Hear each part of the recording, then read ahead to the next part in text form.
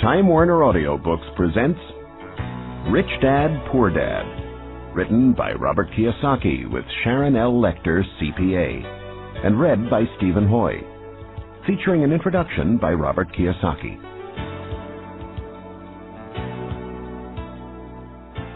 I had two fathers, a rich one and a poor one. One was highly educated and intelligent. He had a PhD and completed 4 years of undergraduate work in less than 2 years. The other father never finished the 8th grade. Both men were successful in their careers, working hard all their lives. Both earned substantial incomes, yet one struggled financially all his life. The other would become one of the richest men in Hawaii. One died leaving tens of millions of dollars to his family, charities, and his church. The other left bills to be paid. Both men were strong, charismatic, and influential. Both men offered me advice, but they did not advise the same things.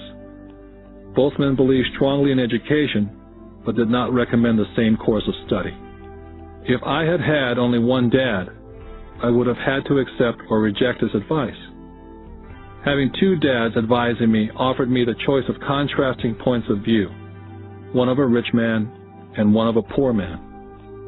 Instead of simply accepting or rejecting one or the other, I found myself thinking more, comparing, and then choosing for myself. The problem was, the rich man was not rich yet, and the poor man not yet poor. Both were just starting out in their careers, and both were struggling with money and families. But they had very different points of view about the subject of money. For example, one dad would say, "The love of money is the root of all evil." The other, "The lack of money is the root of all evil." As a young boy, having two strong fathers, both influencing me, was difficult. I wanted to be a good son and listen, but the two fathers did not say the same things. The contrast in their points of view, particularly where money was concerned, was so extreme that I grew curious and intrigued. I began to start thinking for long periods of time about what each was saying.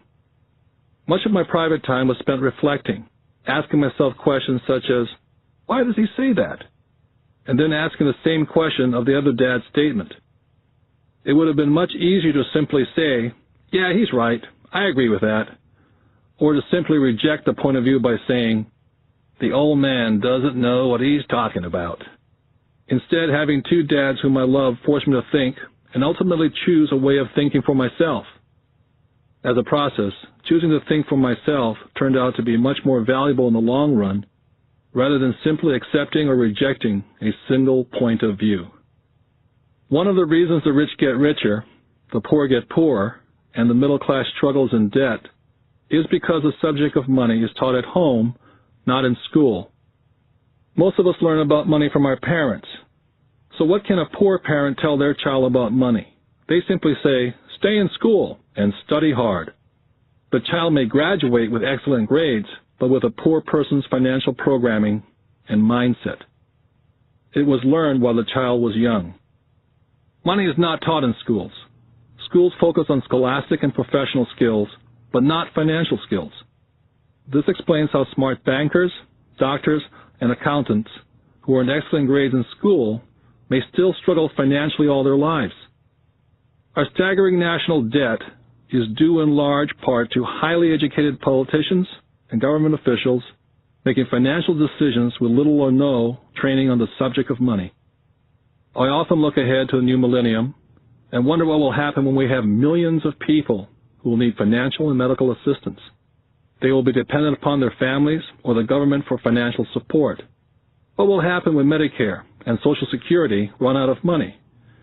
How will a nation survive if teaching children about money continues to be left to parents, most of whom will be, or already are, poor? Because I had two influential fathers, I learned from both of them. I had to think about each dad's advice, and in doing so, I gained valuable insight into the power and effect of one's thoughts on one's life. For example, one dad had a habit of saying, "I can't afford it." The other dad forbade those words to be used. He insisted I say, "How can I afford it?" One is a statement, and the other is a question. One lets you off the hook, and the other forces you to think. My soon-to-be-rich dad would explain that by automatically saying the words, "I can't afford it," your brain stops working. By asking the question, "How can I afford it?" your brain is put to work. He did not mean buy everything you wanted. He was fanatical about exercising your mind, the most powerful computer in the world. My brain gets stronger every day because I exercise it. The stronger it gets, the more money I can make. He believed that automatically saying, "I can't afford it," was a sign of mental laziness. Although both dads worked hard, I noticed that one dad had a habit of putting his brain to sleep when it came to money matters, and the other had a habit of exercising his brain. The long-term result was that one dad grew stronger financially and the other grew weaker. It is not much different from a person who goes to the gym to exercise on a regular basis versus someone who sits on the couch watching television. Proper physical exercise increases your chances for health, and proper mental exercise increases your chances for wealth. Laziness decreases both health and wealth. My two dads had opposing attitudes in thought. One dad thought that the rich should pay more in taxes and take care of those less fortunate. The other said, taxes punish those who produce and reward those who don't produce. One dad recommended, study hard so you can find a good company to work for. The other recommended, study hard so you can find a good company to buy. One dad said, the reason I'm not rich is because I have you kids. The other said, the reason I must be rich is because I have you kids. One dad encouraged talking about money and business at the dinner table. The other forbade the subject of money to be discussed over a meal. One said, when it comes to money, play it safe and don't take risks. The other said, learn to manage risk. One believed, our home is our largest investment and our greatest asset. The other believed, my house is a liability, and if your house is your largest investment, you're in trouble. Both dads paid their bills on time, yet one paid his bills first, while the other paid his bills last. Being a product of two strong dads allowed me the luxury of observing the effects different thoughts have on one's life. I noticed that people really do shape their life through their thoughts. For example, my poor dad always said, I'll never be rich, and that prophecy became reality. My rich dad, on the other hand, always referred to himself as rich. He would say things like, I'm a rich man, and rich people don't do this. Even when he was flat broke, after a major financial setback, he continued to refer to himself as a rich man. He would cover himself by saying, there is a difference between being poor and being broke. Broke is temporary, and poor is eternal. My poor dad would also say, I'm not interested in money, or money doesn't matter. My rich dad always said, money is power. The power of our thoughts may never be measured or appreciated, but it became obvious to me as a young boy to be aware of my thoughts and how I expressed myself. I noticed that my poor dad was poor not because of the amount of money he earned, which was significant, but because of his thoughts and his actions. As a young boy, having two fathers, I became acutely aware of being careful which thoughts I chose to adopt as my own. Whom should I listen to, my rich dad or my poor dad? Although both men had tremendous respect for education and learning, they disagreed in what they thought was important to learn. One wanted me to study hard, earn a degree, and get a good job to work for money. He wanted me to study to become a professional, an attorney, or an accountant, or to go to business school for my MBA. The other encouraged me to study to be rich, to understand how money works, and learn how to have it work for me. I don't work for money, were the words he would repeat over and over. Money works for me. At the age of 9, I decided to listen to and learn from my rich dad about money. In doing so, I chose not to listen to my poor dad, even though he was the one with all the college degrees. Once I made up my mind whom to listen to, my education about money began. My rich dad taught me over a period of 30 years, until I was age 39. He stopped once he realized that I knew and fully understood what he had been trying to drum into my often thick skull.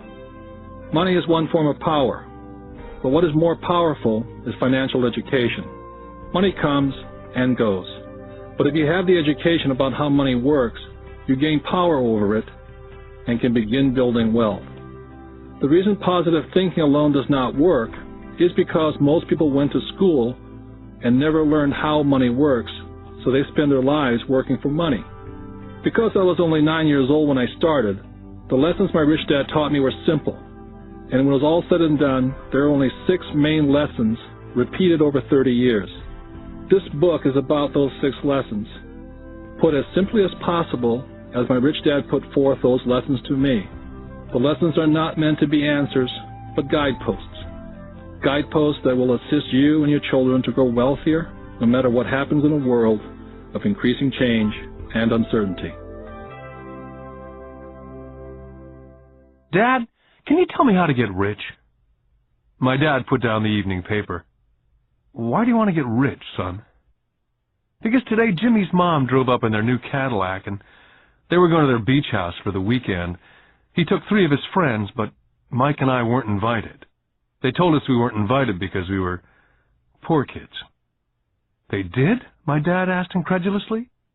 Yeah, they did, I replied in a hurt tone. My dad silently shook his head, pushed his glasses up the bridge of his nose, and went back to reading his paper.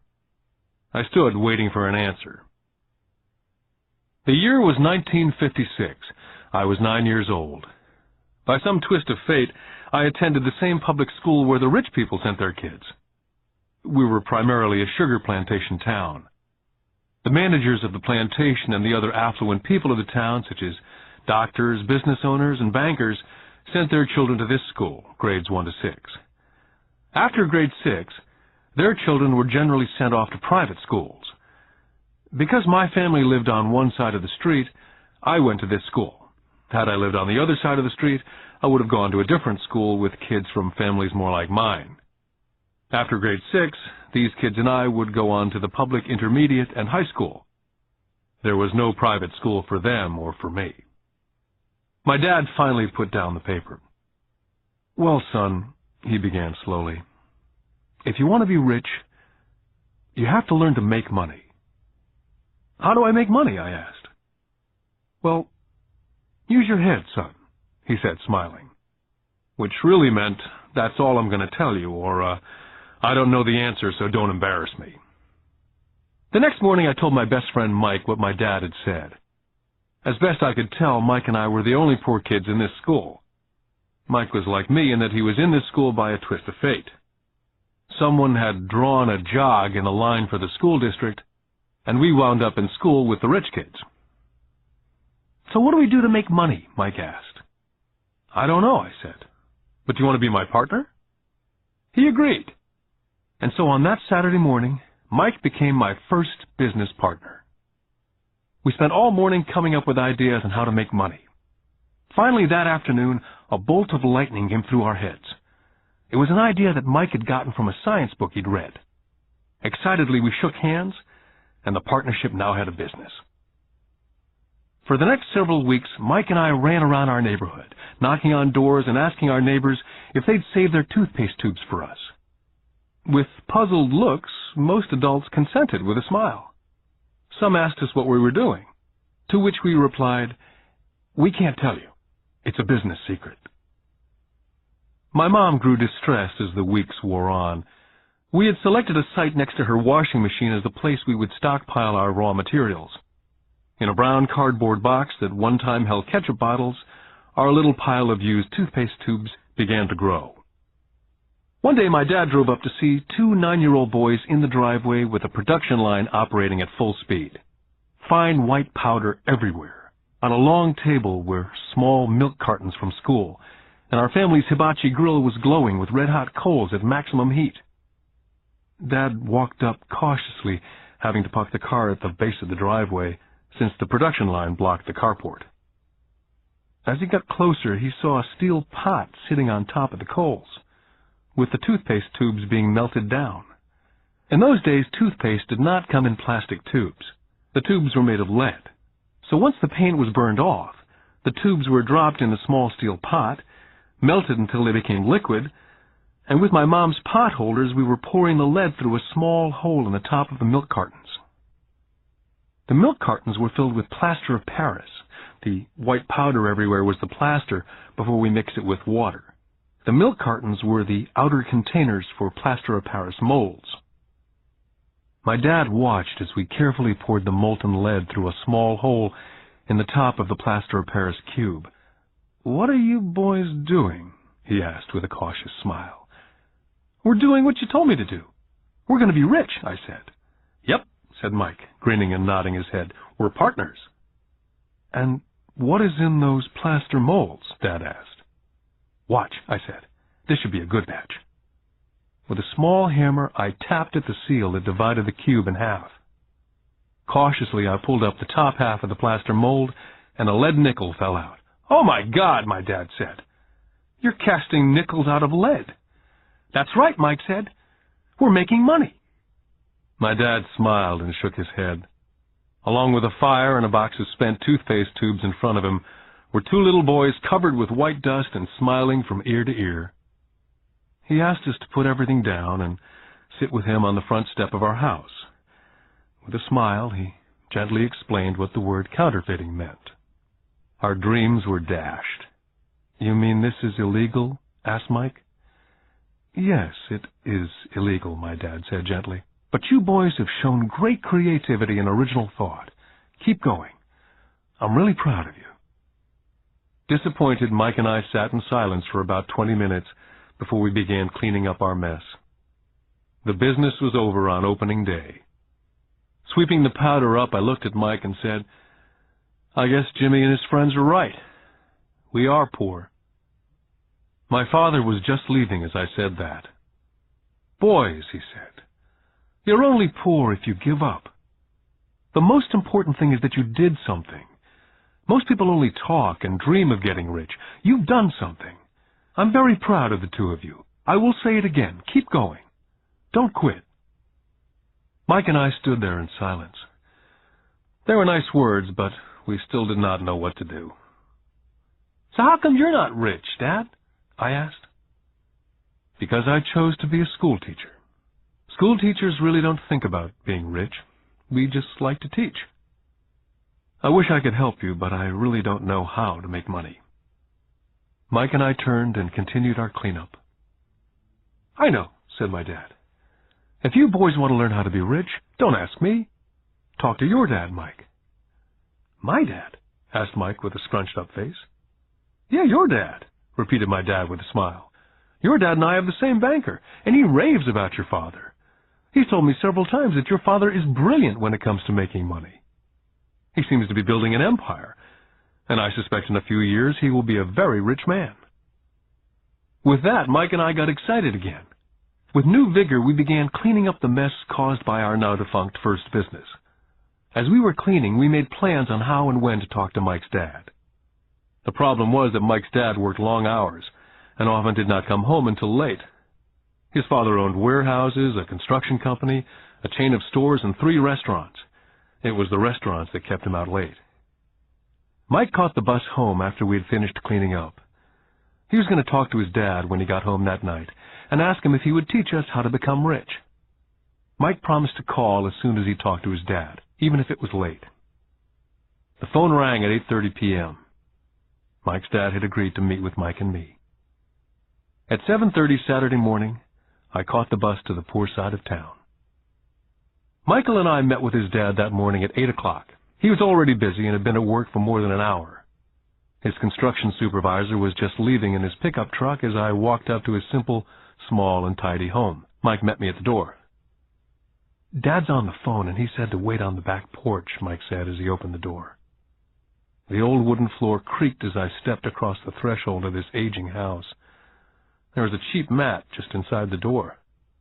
That mat was there to hide the years of wear from countless footsteps that the floor had supported. Although clean, it needed to be replaced. I felt claustrophobic as I entered the narrow living room, which was filled with old, musty, overstuffed furniture that today would be collector's items. Sitting on the couch were 2 women, a little older than my mom. Across from the women sat a man in workman's clothes. They smiled as Mike and I walked past them, heading for the kitchen, which led to the porch that overlooked the backyard. I smiled back shyly. "Who are those people?" I asked. Oh, they work for my dad. The older man runs his warehouses, and the women are the managers of the restaurants. And you saw the construction supervisor who's working on a road project about 50 miles from here. His other supervisor, who's building a tract of houses, had already left before you got here. Does this go on all the time, I asked. Not always, but quite often, said Mike, smiling as he pulled up a chair to sit down next to me. I asked him if he'd teach us to make money, Mike said. Oh? And what did he say to that? I asked with cautious curiosity. Well, he had a funny look on his face at first, and then he said he would make us an offer. Oh, I said, rocking my chair back against the wall. I sat there perched on two rear legs of the chair. Mike did the same thing. Suddenly, Mike's dad burst through the rickety screen door and onto the porch. Mike and I jumped to our feet, not out of respect, but because we were startled. Ready, boys? Mike's dad asked, as he pulled up a chair to sit down with us. We nodded our heads as we pulled our chairs away from the wall to sit in front of him. He was a big man, about 6 feet tall and 200 pounds. Mike says that you want to learn how to make money. Is that correct, Robert? I nodded my head quickly, but with a little intimidation. He had a lot of power behind his words and smile. Okay, here's my offer. I'll teach you, but I won't do it classroom style. You work for me, and I'll teach you. You don't work for me, I don't teach you. I can teach you faster if you work, and I'm wasting my time if you just want to sit and listen like you do in school. That's my offer. Take it or leave it. May I ask a question first, I asked. Nope, take it or leave it. I've got too much work to do to waste my time. If you can't make up your mind decisively, then you'll never learn to make money anyway. Take it, I said. Take it, said Mike. Good, said Mike's dad. Mrs. Martin will be by in 10 minutes. After I'm through with her, you ride with her to my superette, and you can begin working. I'll pay you 10 cents an hour, and you will work for 3 hours every Saturday. But I have a softball game today, I said. Mike's dad lowered his voice to a stern tone. Take it or leave it, he said.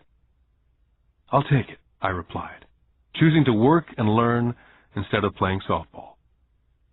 By 9 a.m. on a beautiful Saturday morning, Mike and I were working for Mrs. Martin. She was a kind and patient woman. She always said that Mike and I reminded her of her 2 sons who were grown and gone. Although kind, she believed in hard work, and she kept us working. She was a taskmaster. We spent 3 hours taking canned goods off the shelves, and with a feather duster, brushing each can to get the dust off, and then restacking them neatly. It was excruciatingly boring work. For 3 weeks, Mike and I reported to Mrs. Martin and worked our 3 hours.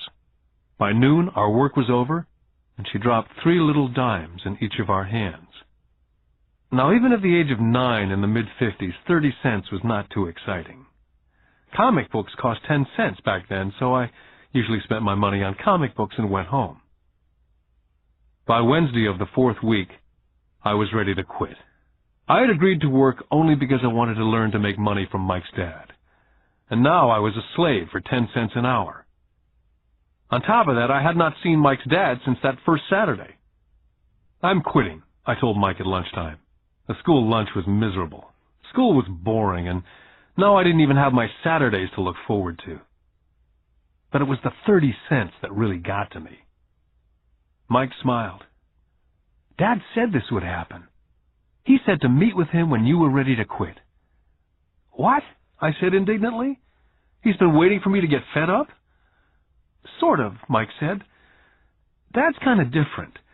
He teaches differently from your dad. Your mom and dad lecture a lot. My dad is quiet and a man of few words.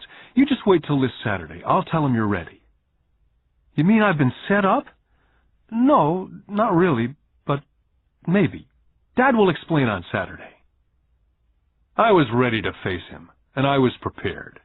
Even my real dad was angry with him. My real dad, the one I call the poor one, thought that my rich dad was violating child labor laws and should be investigated. My educated dad told me to demand what I deserve, at least 25 cents an hour. My poor dad told me that if I didn't get a raise, I was to quit immediately. At 8 o'clock Saturday morning, I was going through the same rickety door of Mike's house. Take a seat and wait in line, Mike's dad said as I entered. He turned and disappeared into his little office next to a bedroom. I looked around the room and didn't see Mike anywhere. Feeling awkward, I cautiously sat down next to the same two women who were there 4 weeks earlier. They smiled and slid across the couch to make room for me. 45 minutes went by, and I was steaming. The two women had met with him and left 30 minutes earlier. An older gentleman was in there for 20 minutes and was also gone. The house was empty, and I sat out in his musty, dark living room on a beautiful, sunny Hawaiian day, waiting to talk to a cheapskate who exploited children. I could hear him rustling around in the office, talking on the phone and ignoring me. I was now ready to walk out, but for some reason I stayed. Finally, 15 minutes later, at exactly 9 o'clock, Rich Dad walked out of his office, said nothing, and signaled with his hand for me to enter his dingy office. "I understand you want a raise or you're going to quit," Rich Dad said as he swiveled in his office chair. "Well, you're not keeping your end of the bargain," I blurted out, nearly in tears. It was really frightening for a 9-year-old boy to confront a grown-up. "You said that you'd teach me if I worked for you." "Well, I've worked for you. I've worked hard. I've given up my baseball games to work for you, and you don't keep your word. You haven't taught me anything. You're a crook like everyone in town thinks you are. You're greedy. You want all the money and don't take care of your employees. You make me wait and don't show me any respect. I'm only a little boy, and I deserve to be treated better." Rich Dad rocked back in his swivel chair, hands up to his chin, somewhat staring at me. "Not bad," he said. "In less than a month, you sound like most of my employees." "What?" I asked. Not understanding what he was saying, I continued with my grievance. "I thought you were going to keep up your end of the bargain and teach me. Instead, you want to torture me. That's cruel. That's really cruel." "I am teaching you," Rich Dad said quietly. "What have you taught me?" "Nothing," I said angrily. "You haven't even talked to me once since I agreed to work for peanuts. 10 cents an hour, huh? I should notify the government about you. We have child labor laws, you know. My dad works for the government, you know." "Wow," said Rich Dad. "Now you sound like most of the people who used to work for me. People I've either fired or they've quit." "So what do you have to say?" I demanded, feeling pretty brave for a little kid. "How do you know that I've not taught you anything?" asked Rich Dad calmly. "Well, you've never talked to me. I've worked for 3 weeks, and you've not taught me anything," I said with a pout. "Does teaching mean talking or a lecture?" Rich Dad asked. "Well, yes," I replied. "That's how they teach you in school," he said, smiling. "But that is not how life teaches you. And I would say that life is the best teacher of all. Most of the time, life does not talk to you, just sort of pushes you around. Each push is life saying, 'Wake up. There's something I want you to learn.'" I had no idea what he was talking about. Life pushes all of us around. Some give up, others fight. A few learn the lesson and move on. They welcome life pushing them around. To these few people, it means they need and want to learn something. They learn and move on. Most quit, and a few like you fight. Rich Dad stood and shut the creaky old wooden window that needed repair. "If you learn this lesson, you will grow into a wise, wealthy, and happy young man. If you don't, you will spend your life blaming a job, low pay, or your boss for your problems. You'll live life hoping for that big break that'll solve all your money problems." Rich Dad looked over to me to see if I was still listening. His eyes met mine. We stared at each other, streams of communication going between us through our eyes. Finally, I pulled away once I had absorbed his last message. I knew he was right. I was blaming him, and I did ask to learn. I was fighting. Rich Dad continued, "Or if you're the kind of person who has no guts, you just give up every time life pushes you.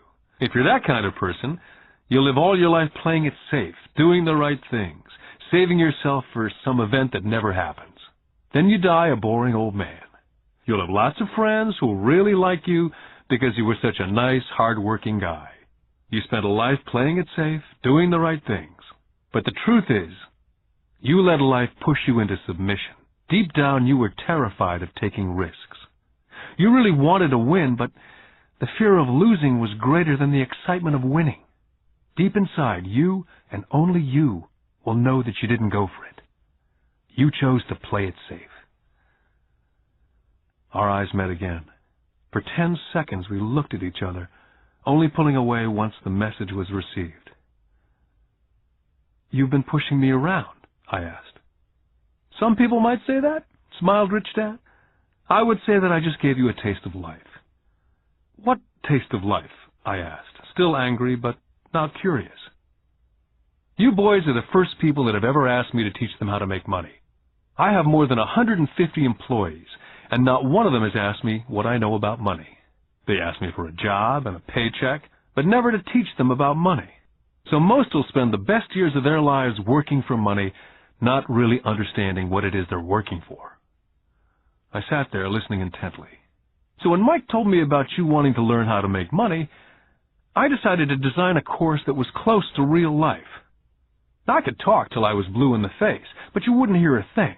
So I decided to let life push you around a bit so you could hear me. That's why I only paid you 10 cents. "So what is the lesson I learned from working for only 10 cents an hour?" I asked. "That you're cheap and exploit your workers?" Rich Dad laughed heartily. "You'd best change your point of view. Stop blaming me, thinking I'm the problem. If you think I'm the problem, then you have to change me.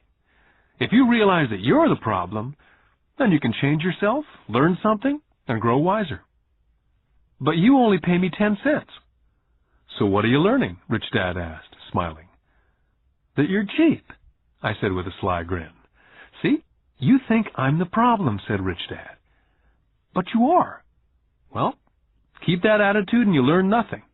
Keep the attitude that I'm the problem, and what choices do you have?" "Well, if you don't pay me more or show me more respect and teach me, I'll quit." "Well put," Rich Dad said. And that's exactly what most people do. They quit and go looking for another job, better opportunity, and higher pay, actually thinking that a new job or more pay will solve the problem. In most cases, it won't. "So what will solve the problem?" I asked. "Just take this measly 10 cents an hour and smile?" Rich Dad smiled. "That's what the other people do. Just accept a paycheck, knowing that they and their family will struggle financially. But that's all they do. Waiting for a raise, thinking that more money will solve the problem. Most just accept it, and some take a second job working harder, but again accepting a small paycheck." I sat staring at the floor, beginning to understand the lesson Rich Dad was presenting. I could sense it was a taste of life. Finally, I looked up and repeated the question. "So what will solve the problem?" "This," he said, tapping me gently on the head. "This stuff between your ears."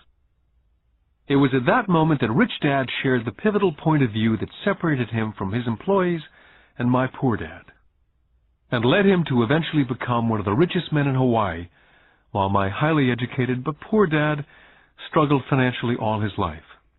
It was a singular point of view that made all the difference over a lifetime. Rich Dad said over and over this point of view, which I call lesson number 1. The rich don't work for money. On that bright Saturday morning, I was learning a completely different point of view from what I'd been taught by my poor dad. At the age of 9, I grew aware that both dads wanted me to learn. Both dads encouraged me to study, but not the same things. My highly educated dad recommended that I do what he did. "Son, I want you to study hard, get good grades, so you can find a safe, secure job with a big company, and make sure it has excellent benefits." My rich dad wanted me to learn how money works, so I could make it work for me. These lessons I would learn through life with his guidance, not because of a classroom. My rich dad continued my first lesson. "I'm glad you got angry about working for 10 cents an hour. If you'd not gotten angry, and had gladly accepted it, I would have to tell you that I could not teach you. You see, true learning takes energy, passion, a burning desire. Anger is a big part of that formula, for passion is anger and love combined. When it comes to money, most people want to play it safe and feel secure, so passion does not direct them, fear does." "So is that why they'll take a job with low pay?" I asked. "Yes," said Rich Dad. "Some people say I exploit people because they don't pay as much as the sugar plantation or the government. I say people exploit themselves. It's their fear, not mine. But don't you feel you should pay them more? I asked. I don't have to. And besides, more money will not solve the problem. Just look at your dad. He makes a lot of money and he still can't pay his bills. Most people, given more money, only get into more debt. So that's why the 10 cents an hour, I said, smiling. It's a part of the lesson. That's right, smiled Rich Dad. You see, your dad went to school and got an excellent education so he could get a high-paying job, which he did. But he still has money problems because he never learned anything about money at school. On top of that, he believes in working for money. And you don't, I asked? No, not really, said Rich Dad. If you want to learn to work for money, then stay in school. That's a great place to learn to do that. But if you want to learn how to have money work for you, then I will teach you that. But only if you want to learn. Wouldn't everyone want to learn that, I asked?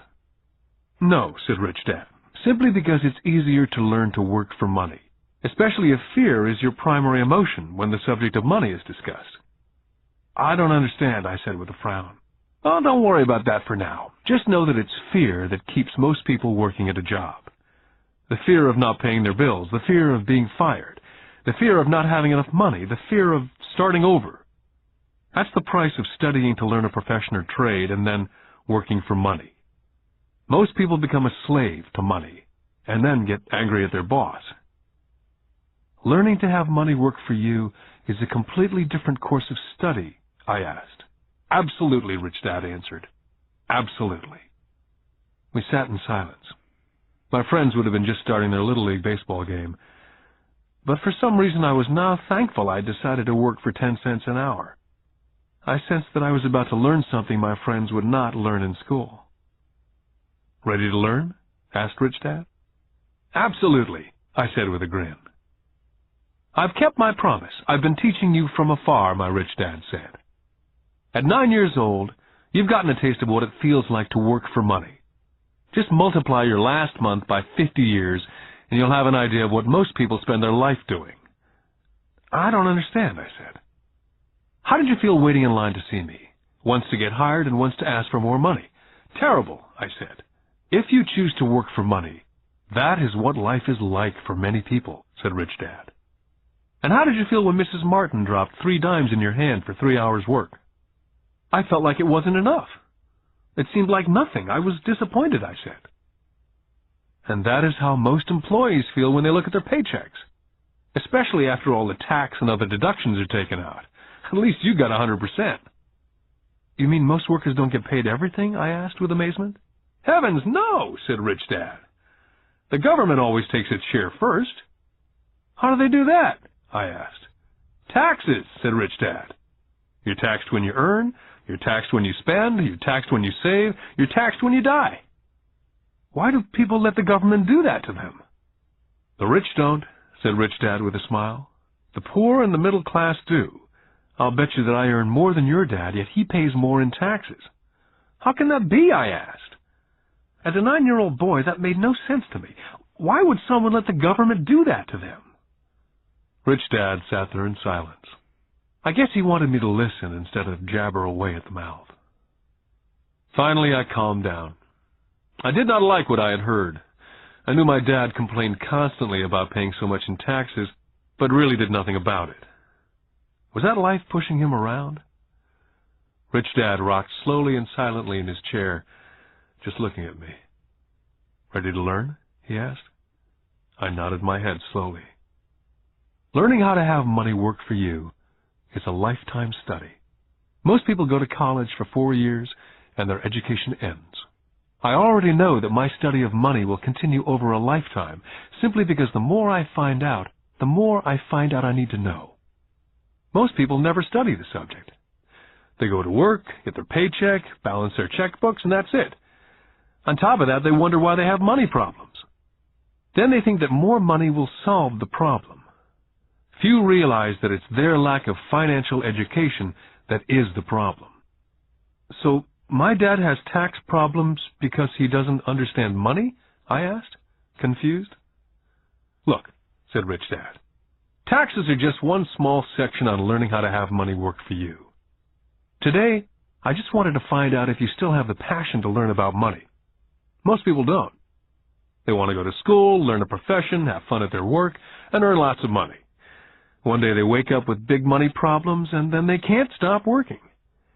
That's the price of only knowing how to work for money, instead of studying how to have money work for you. So, do you still have the passion to learn? Asked Rich Dad. I nodded my head. Good, said Rich Dad. Now get back to work. This time I will pay you nothing. What? I asked in amazement. You heard me. Nothing.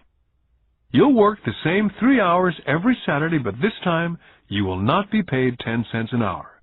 You said you wanted to learn to not work for money, so I'm not going to pay you anything. I couldn't believe what I was hearing. I've already had this conversation with Mike. He's already working, dusting, and stacking canned goods for free. You better hurry up and get back there. I stood there, still not believing what a raw deal I'd been handed. Here I came to ask for a raise, and now I was being told to keep working for nothing. Rich Dad tapped me on the head and said, "Use this. Now get out of here." I didn't tell my poor dad I wasn't being paid. He would not have understood, and I did not want to try to explain something that I did not yet understand myself.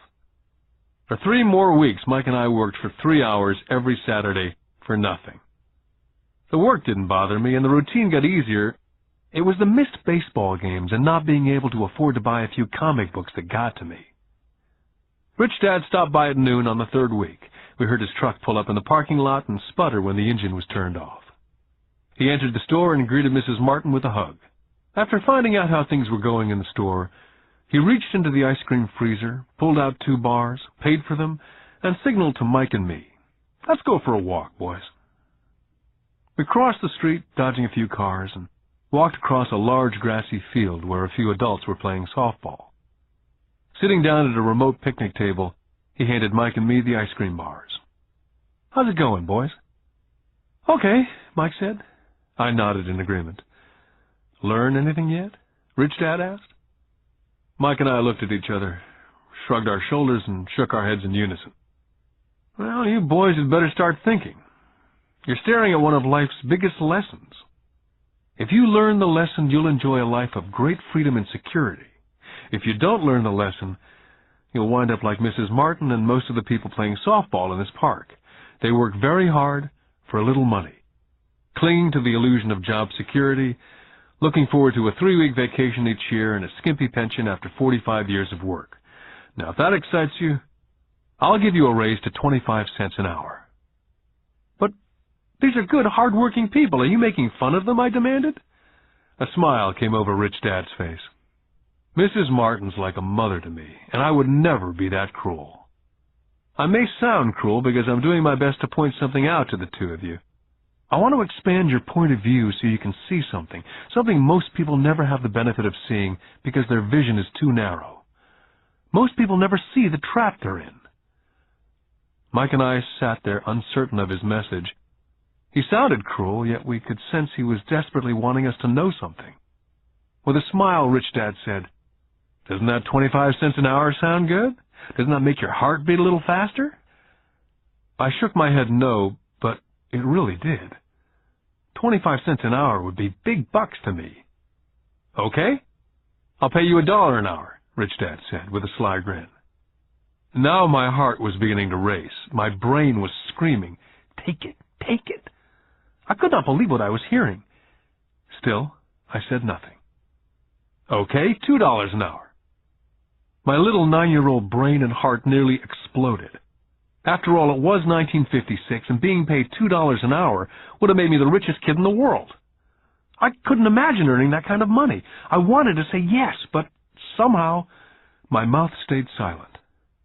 Maybe my brain had overheated and blown a fuse, but deep down I badly wanted that $2 an hour. The ice cream had melted and was running down my hand. Rich Dad was looking at 2 boys staring back at him, eyes wide open and brains empty.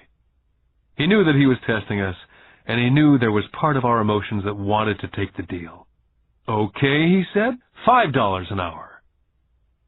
Suddenly there was a silence from inside me. Something had changed. The offer was too big, and had gotten ridiculous. Not too many grown-ups in 1956 made more than $5 an hour. The temptation disappeared and a calm set in. Slowly I turned to my left to look at Mike. He looked back at me. The part of my soul that was weak and needy was silenced. The part of me that had no price took over. There was a calm and a certainty about money that entered my brain and my soul. I knew Mike had gotten to that point also. "Good," Rich Dad said softly. "Most people have a price. And they have a price because of human emotions named fear and greed. First, the fear of being without money motivates us to work hard. And then once we get that paycheck, greed or desire starts us thinking about all the wonderful things money can buy. The pattern is then set." "What pattern?" I asked. "The pattern of get up, go to work, pay bills, get up, go to work, pay bills." Their lives are then run forever by two emotions, fear and greed. Offer them more money, and they continue the cycle by also increasing their spending. This is what I call the rat race. "There is another way?" Mike asked. "Yes," said Rich Dad slowly, "but only a few people find it." "And what is that way?" Mike asked. "That's what I hope you boys will find out as you work and study with me. That is why I took away all forms of pay." "Any hints?" Mike asked. "We're kind of tired of working hard, especially for nothing." "Well, the first step is telling the truth," said Rich Dad. "We haven't been lying," I said. "I did not say you were lying. I said to tell the truth," Rich Dad came back. "The truth about what?" I asked. "How you're feeling," Rich Dad said. "You don't have to say it to anyone else, just yourself."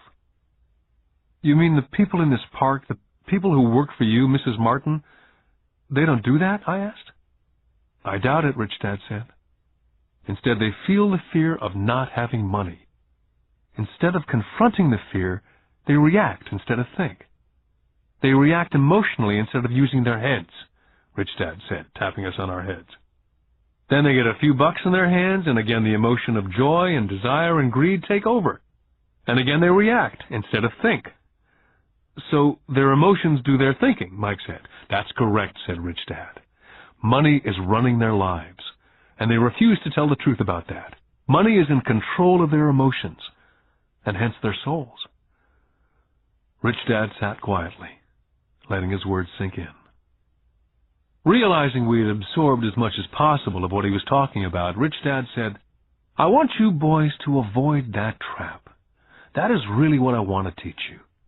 Not just to be rich, because being rich does not solve the problem." "It doesn't?" I asked, surprised. "No, it doesn't. Let me finish with the other emotion, which is desire. Some call it greed, but I prefer desire. It's perfectly normal to desire something better, prettier, more fun or exciting. So people also work for money because of desire. They desire money for the joy they think it can buy. But the joy that money brings is often short-lived, and they soon need more money for more joy, more pleasure, more comfort, more security. So they keep working, thinking money will soothe their souls that are troubled by fear and desire, but money cannot do that." "Even for rich people?" Mike asked. "Rich people included," said Rich Dad. "In fact, the reason many rich people are rich is not because of desire, but because of fear.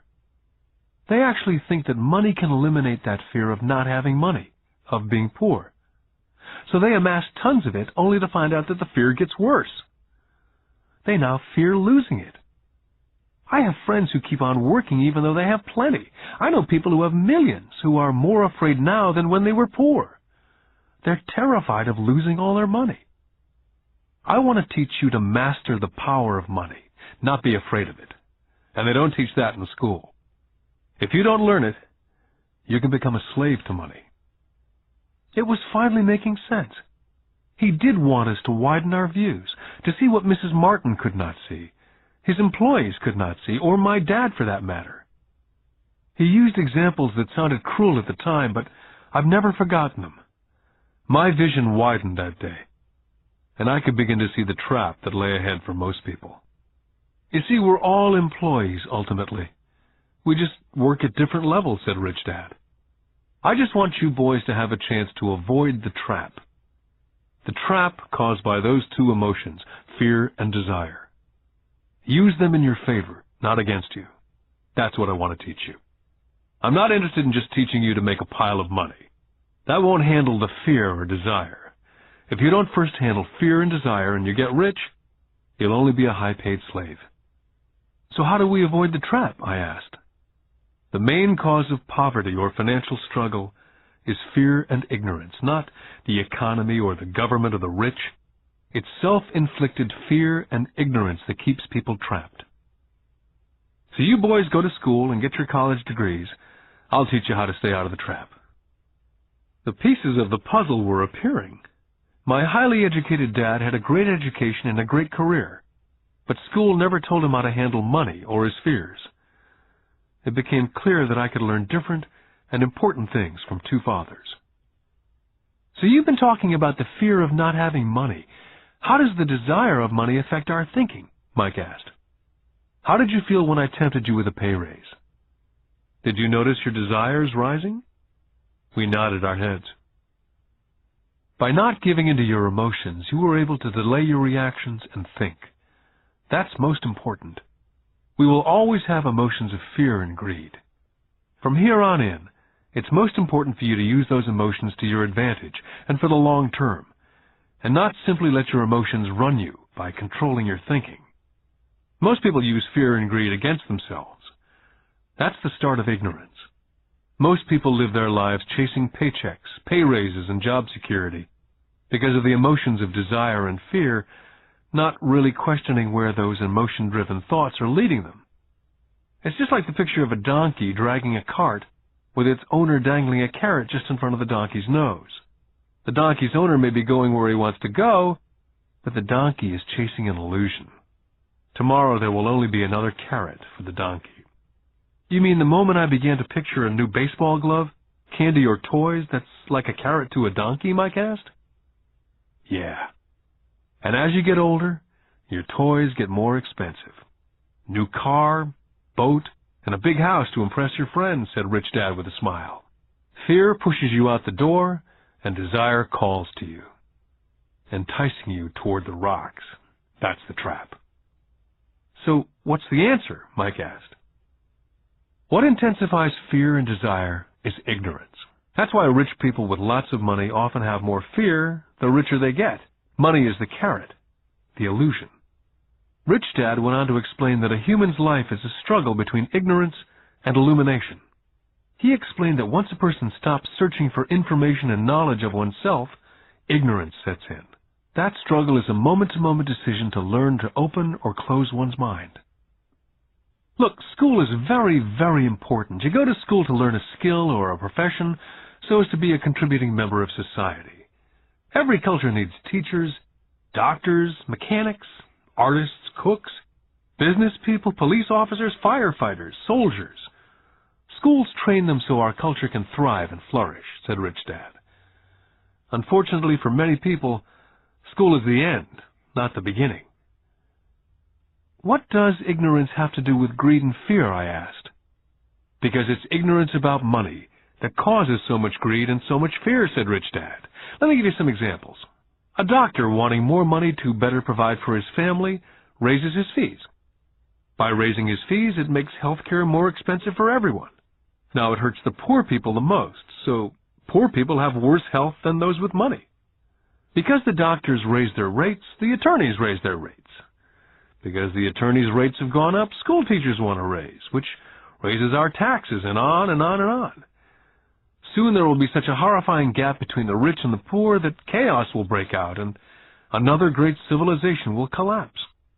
Great civilizations collapsed when the gap between the haves and the have-nots was too great. America is on the same course, proving once again that history repeats itself, because we do not learn from history. We only memorize historical dates and names, not the lesson. Aren't prices supposed to go up, I asked. Not in an educated society with a well-run government. Prices should actually come down. Of course, that's often only true in theory. Prices go up because of greed and fear caused by ignorance. If schools taught people about money, there would be more money and lower prices. But schools only focus on teaching people to work for money, not how to harness money's power. But don't we have business schools, Mike asked? Aren't you encouraging me to go to business school for my master's degree? Yes, said Rich Dad. But all too often business schools train employees who are sophisticated bean counters. Heaven forbid a bean counter takes over a business. All they do is look at the numbers, fire people, and kill the business. I know because I hire bean counters. All they think about is cutting costs and raising prices, which causes more problems. Bean counting is important. I wish more people knew it, but it too is not the whole picture, added Rich Dad angrily. So is there an answer? Asked Mike. Yes, said Rich Dad. Learn to use your emotions to think, not think with your emotions. When you boys mastered your emotions, first by agreeing to work for free, I knew there was hope. When you again resisted your emotions when I tempted you with more money, you were again learning to think in spite of being emotionally charged. That's the first step. Can you tell the difference between emotions thinking and the head thinking? Mike asked. Oh, yes, I hear it all the time, said Rich Dad. I hear things like, well, everyone has to work, or the rich are crooks, or I'll get another job, I deserve this raise. You can't push me around, or I like this job because it's secure. Instead of, is there something I'm missing here? Which breaks the emotional thought and gives you time to think clearly. I must admit it was a great lesson to be getting, to know when someone was speaking out of emotions or out of clear thought. It was a lesson that served me well for life, especially when I was the one speaking out of reaction and not from clear thought. As we headed back to the store, Rich Dad explained that the rich really did make money. They did not work for it. He went on to explain that when Mike and I were casting 5-cent pieces out of lead, thinking we were making money, we were very close to thinking the way rich people think. The problem was that it was illegal for us to do it. Rich Dad went on to explain that the rich know that money is an illusion, truly like the carrot for the donkey. It's only out of fear and greed that the illusion of money is held together by billions of people thinking that money is real. Money is really made up. It was only because of the illusion of confidence and the ignorance of the masses that the house of cards stood standing. In fact, he said, in many ways the donkey's carrot was more valuable than money. As he climbed into his pickup truck outside of his little convenience store, he said, "Keep working, boys. But the sooner you forget about needing a paycheck, the easier your adult life will be.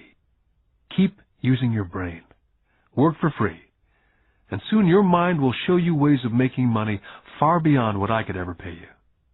You'll begin to see opportunities right in front of you that in the past would have gone unnoticed." Mike and I picked up our things from the store and waved goodbye to Mrs. Martin. We went back to the park, to the same picnic bench, and spent several more hours thinking and talking. We spent the next week at school thinking and talking. For 2 more weeks, we kept thinking and talking and working for free. At the end of the second Saturday, I was again saying goodbye to Mrs. Martin and looking at the comic book stand with a longing gaze. The hard thing about not even getting 30 cents every Saturday was that I didn't have any money to buy comic books. Suddenly, as Mrs. Martin was saying goodbye to Mike and me, I saw something she was doing that I'd never seen her do before. I mean, I'd seen her do it, but I never took notice of it. Mrs. Martin was cutting the front page of the comic book in half. She was keeping the top half of the comic book cover and throwing the rest of the comic book into a large brown cardboard box. When I asked her what she did with the comic books, she said, "I throw them away. I give the top half of the cover back to the comic book distributor for credit when he brings in the new comics. He's coming in an hour." Mike and I waited for an hour. Soon the distributor arrived, and I asked him if we could have the comic books, to which he replied, "You can have them if you work for this store and do not resell them." Our partnership was revived. Mike's mom had a spare room in the basement that no one used. We cleaned it out and began piling hundreds of comic books in that room. Soon our comic book library was open to the public. We hired Mike's younger sister, who loved to study, to be head librarian. She charged each child 10 cents admission to the library, which was open from 2:30 to 4:30 p.m. every day after school. The customers, the children of the neighborhood, could read as many comics as they could in 2 hours. It was a bargain for them, since a comic cost 10 cents each, and they could read 5 or 6 in 2 hours. Mike's sister would check the kids as they left to make sure they weren't borrowing any comic books. She also kept the books, logging in how many kids showed up each day, who they were, and any comments they might have. Mike and I averaged $9.50 per week over a 3-month period. We paid his sister $1 a week and allowed her to read the comics for free, which she rarely did since she was always studying. Mike and I kept our agreement by working in the store every Saturday and collecting all the comic books from the different stores. We kept our agreement to the distributor by not selling any comic books. We burned them once they got too tattered. We tried opening a branch office, but we could never quite find someone as dedicated as Mike's sister we could trust. At an early age, we found out how hard it was to find good staff. 3 months after the library first opened, a fight broke out in the room. Some bullies from another neighborhood pushed their way in and started it. Mike's dad suggested we shut down the business. So our comic book business was shut down, and we stopped working on Saturdays at the convenience store. Anyway, Rich Dad was excited because he had new things he wanted to teach us. He was happy because we'd learned our first lesson so well. We'd learned to have money work for us. By not getting paid for our work at the store, we were forced to use our imaginations to identify an opportunity to make money. By starting our own business, the comic book library, we were in control of our own finances, not dependent on an employer. The best part was that our business generated money for us, even when we weren't physically there. Our money worked for us. Instead of paying us money, Rich Dad had given us so much more. Lesson 2. Why Teach Financial Literacy? In 1990, my best friend Mike took over his father's empire and is in fact doing a better job than his dad did. We see each other once or twice a year on the golf course.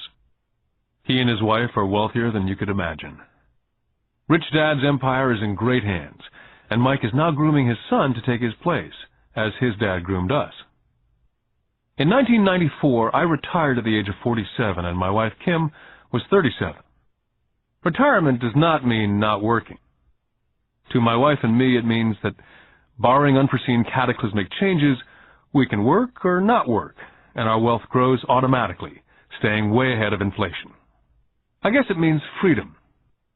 The assets are large enough to grow by themselves. It's like planting a tree. You water it for years, and then one day it doesn't need you anymore. Its roots have gone down deep enough. Then the tree provides shade for your enjoyment. Mike chose to run the empire, and I chose to retire. Whenever I speak to groups of people, they often ask what I would recommend, or what could they do? How do they get started? Is there a good book I'd recommend? What is the secret to success? I simply say to them what my rich dad said back to me when I was a little kid. If you want to be rich, you need to be financially literate. That idea was drummed into my head every time we were together. As I said, my educated dad stressed the importance of reading books, while my rich dad stressed the need to master financial literacy. If you're going to build the Empire State Building, the first thing you need to do is dig a deep hole and pour a strong foundation. If you're going to build a home in the suburbs, all you need to do is pour a 6-inch slab of concrete. Most people, in their drive to get rich, are trying to build an Empire State Building on a 6-inch slab. Our school system, having been created in the agrarian age, believes in homes with no foundation dirt floors are still the rage. So kids graduate from school with virtually no financial foundation. One day, sleepless and deep in debt in suburbia, living the American dream, they decide that the answer to their financial problems is to find a way to get rich quick. Construction on a skyscraper begins. It goes up quickly, and soon, instead of the Empire State Building, we have the Leaning Tower of suburbia. The sleepless nights return. As for Mike and me in our adult years, both of our choices were possible, because we were taught to pour a strong financial foundation when we were just kids. Now, accounting is possibly the most boring subject in the world. It also could be the most confusing. But if you want to be rich, long term, it could be the most important subject. The question is, how do you take a boring and confusing subject and teach it to kids? The answer is, make it simple. My rich dad poured a strong financial foundation for Mike and me. Since we were just kids, he created a simple way to teach us. For years, he only drew pictures and used words. Mike and I understood the simple drawings, the jargon, the movement of money. And then in later years, Rich Dad began adding numbers. Most importantly, you must know the difference between an asset and a liability, and buy assets. If you want to be rich, this is all you need to know. It is rule number 1. It is the only rule. This may sound absurdly simple, but most people have no idea how profound this rule is. Most people struggle financially because they do not know the difference between an asset and a liability. Rich people acquire assets. The poor and middle class acquire liabilities, but they think they are assets. When Rich Dad explained this to Mike and me, we thought he was kidding. Here we were nearly teenagers and waiting for the secret to get rich, and this was his answer. It was so simple that we had to stop for a long time to think about it. If it's that simple, how come everyone's not rich? I asked. Rich Dad smiled, because people do not know the difference between an asset and a liability. I remember asking, how could adults be so silly? If it's that simple, if it's that important, why would everyone not want to find out? It took our Rich Dad only a few minutes to explain what assets and liabilities were. To teach preteen boys, Rich Dad kept everything simple, using as many pictures as possible, as few words as possible, and no numbers for years. My Rich Dad simply drew a vertical box with a line through the middle. The top half was for income, and the bottom half was for expenses. Then beneath that box, he drew another box horizontally, which he divided into a left half for assets and a right half for liabilities. The income statement, often called a profit and loss statement, measures income and expenses, money in or money out. The second set of boxes is the balance sheet. It's called that because it's supposed to balance assets against liabilities. That relationship is vital to understand. The primary cause of financial struggle is simply not knowing the difference between an asset and a liability. The cause of the confusion is found in the definition of the two words. If you want a lesson in confusion, simply look up the words asset and liability in the dictionary. So my Rich Dad simply told two young boys the following. An asset is something that puts money in my pocket. A liability is something that takes money out of my pocket. This is really all you need to know. If you want to be rich, simply spend your life buying assets. If you want to be poor or middle class, spend your life buying liabilities. It's not knowing the difference that causes most of the financial struggle in the real world. My Rich Dad then drew 3 arrows on his diagram. He explained, the arrow represents the flow of cash, or cash flow. In 80% of most families, the financial story is a story of working hard in an effort to get ahead. It's not because they don't make money, but because they spend their lives buying liabilities instead of assets. The first arrow showed the cash flow pattern of a poor person or a young person still at home. The arrow goes into the income box from a job or salary. It then continues into the expense box. Expenses include taxes, rent, and everyday living expenses. It flows out the expense box and is gone. The second arrow Rich Dad drew represented the cash flow pattern of a middle-class person. The arrow flows from a job into the income box. It then flows into the liabilities box. Most middle-class people acquire many liabilities, such as a mortgage, a car loan, and credit card debt. From the liabilities box, it flows to the expense box, where the monthly payments are made for the liabilities as well as taxes and living expenses. From there, it flows out the expense box and is gone. The third arrow is the pattern of a wealthy person. This arrow simply flows from the asset box into the income box. The cash flow is not generated by a job or salary, but by assets. Remember, assets are things that put money in your pocket. Additionally, the rich have few expenses and liabilities, or if they do, those liabilities are more than covered by their assets. Examples such as these are oversimplified. Everyone has living expenses, the need for food, shelter, and clothing. The diagrams Rich Dad drew show the flow of cash through a poor, middle class, or wealthy person's life. It's the cash flow that tells the story.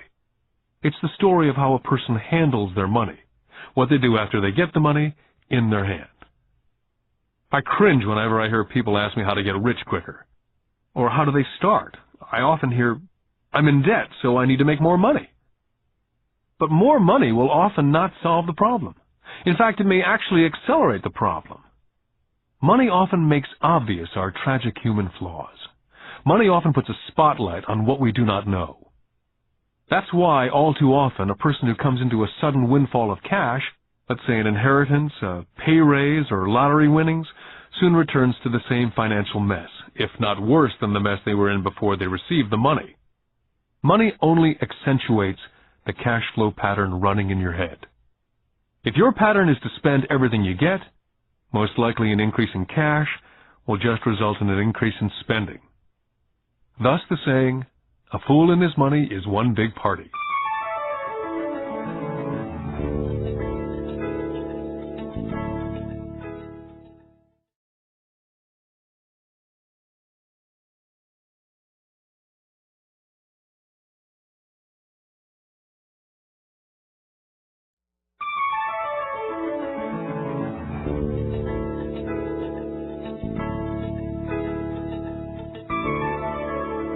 Because students leave school without financial skills, millions of educated people pursue their profession successfully, but later find themselves struggling financially.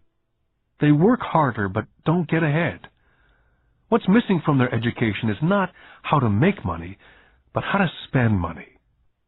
What to do after you make it. It's called financial aptitude. What to do with the money once you make it, how to keep people from taking it from you, how long you keep it, and how hard that money works for you. Most people cannot tell why they struggle financially because they don't understand cash flow. A person can be highly educated, professionally successful, and financially illiterate. These people often work harder than they need to because they learned how to work hard, but not how to have their money work for them. The moving picture show of hard-working people has a set pattern. Recently married, the happy, highly educated young couple move in together in one of their cramped rented apartments. Immediately they realize that they're saving money because two can live as cheaply as one. The problem is, the apartment is cramped. They decide to save money to buy their dream home so they can have kids.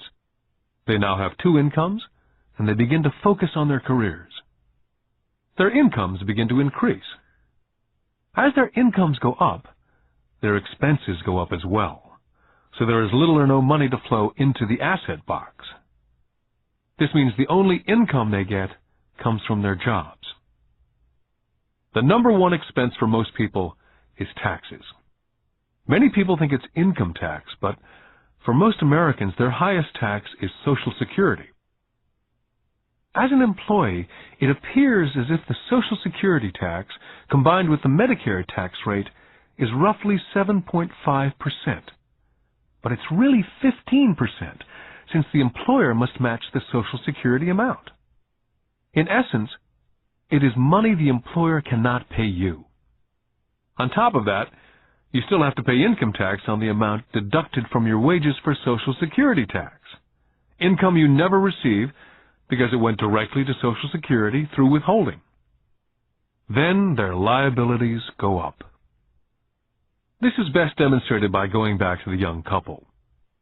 As a result of their incomes going up, They decide to go out and buy the house of their dreams. Once in their house, they have a new tax, called property tax. Then they buy a new car, new furniture, and new appliances to match their new house. All of a sudden, they wake up, and their liabilities column is full of mortgage debt and credit card debt. They're now trapped in the rat race. A child comes along. They work harder. The process repeats itself. More money and higher taxes, also called bracket creep. A credit card comes in the mail. They use it. It maxes out. A loan company calls and says their greatest asset, their home, has appreciated in value. The company offers a bill consolidation loan because their credit is so good and tells them the intelligent thing to do is clear off the high-interest consumer debt by paying off their credit card. And besides, interest on their home is a tax deduction. They go for it and pay off those high-interest credit cards. They breathe a sigh of relief. Their credit cards are paid off. They've now folded their consumer debt into their home mortgage. Their payments go down because they extend their debt over 30 years. It is the smart thing to do. Their neighbor calls to invite them to go shopping. The Memorial Day sale is on. A chance to save some money. They say to themselves, I won't buy anything, I'll just go look. But just in case they find something, they tuck that clean credit card inside their wallet. I run into this young couple all the time. Their names change, but their financial dilemma is the same. They come to one of my talks to hear what I have to say. They ask me, can you tell us how to make more money? Their spending habits have caused them to seek more income. They don't even know that the trouble is really how they choose to spend the money they do have. And that is the real cause of their financial struggle. It's caused by financial illiteracy and not understanding the difference between an asset and a liability.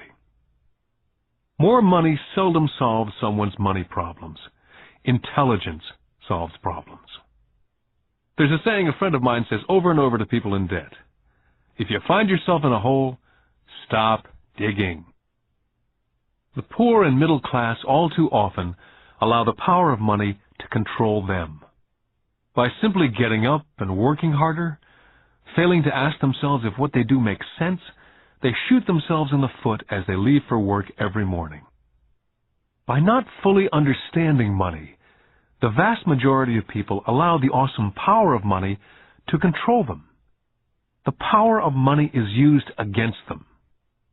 By the time Mike and I were 16 years old, we began to have problems in school. We were not bad kids.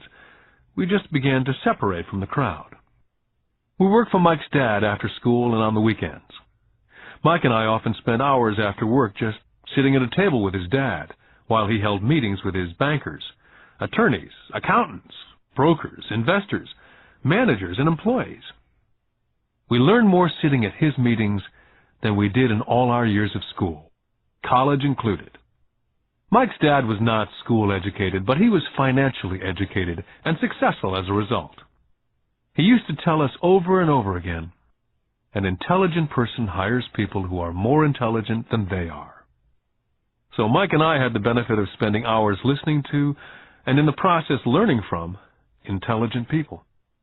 But because of this, both Mike and I just could not go along with the standard dogma that our teachers preached. Occasionally, Mike or I would ask our teachers how what we studied was applicable, or we asked why we never studied money and how it worked. To the latter question, we often got the answer that money was not important, that if we excelled in our education, the money would follow. The more we knew about the power of money, the more distant we grew from the teachers and our classmates. My highly educated dad never pressured me about my grades. I often wondered why, but we did begin to argue about money. By the time I was 16, I probably had a far better foundation with money than both my mom and dad. I could keep books. I listened to tax accountants, corporate attorneys, bankers, real estate brokers, investors, and so forth. My dad talked to teachers. One day, my dad was telling me why our home was his greatest investment. A not too pleasant argument took place when I showed him why I thought a house was not a good investment. The argument illustrated the difference in perception between my rich dad and my poor dad when it came to their homes. Poor dad thought his house was an asset and listed it in the asset box, and the rich dad thought it was a liability and put his home in the liability box. I remember when I drew a diagram for my dad showing him the direction of cash flow. I also showed him the ancillary expenses that went along with owning the home. A bigger home meant bigger expenses, and the cash flow kept going out through the expense column. Today I am still challenged on the idea of a house not being an asset. And I know that for many people, it's their dream as well as their largest investment. And owning your own home is better than nothing. I simply offer an alternate way of looking at this popular dogma. My wife and I would love a bigger, more flashy house to impress the Joneses, but we know it is not an asset. It's a liability since it takes money out of our pocket. So here's the argument I put forth. I really do not expect most people to agree with it because a nice home is an emotional thing. And when it comes to money, high emotions tend to lower financial intelligence. When it comes to houses, I point out that most people work all their lives paying for a home they never own. In other words, most people buy a new house every so many years, each time incurring a new 30-year loan to pay off the previous one.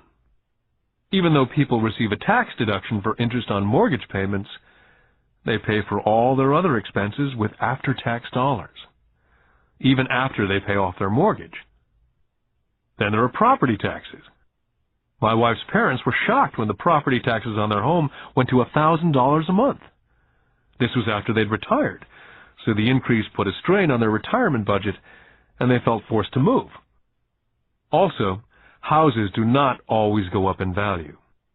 I still had friends who owe $1 million for a home that will today sell for only $700,000.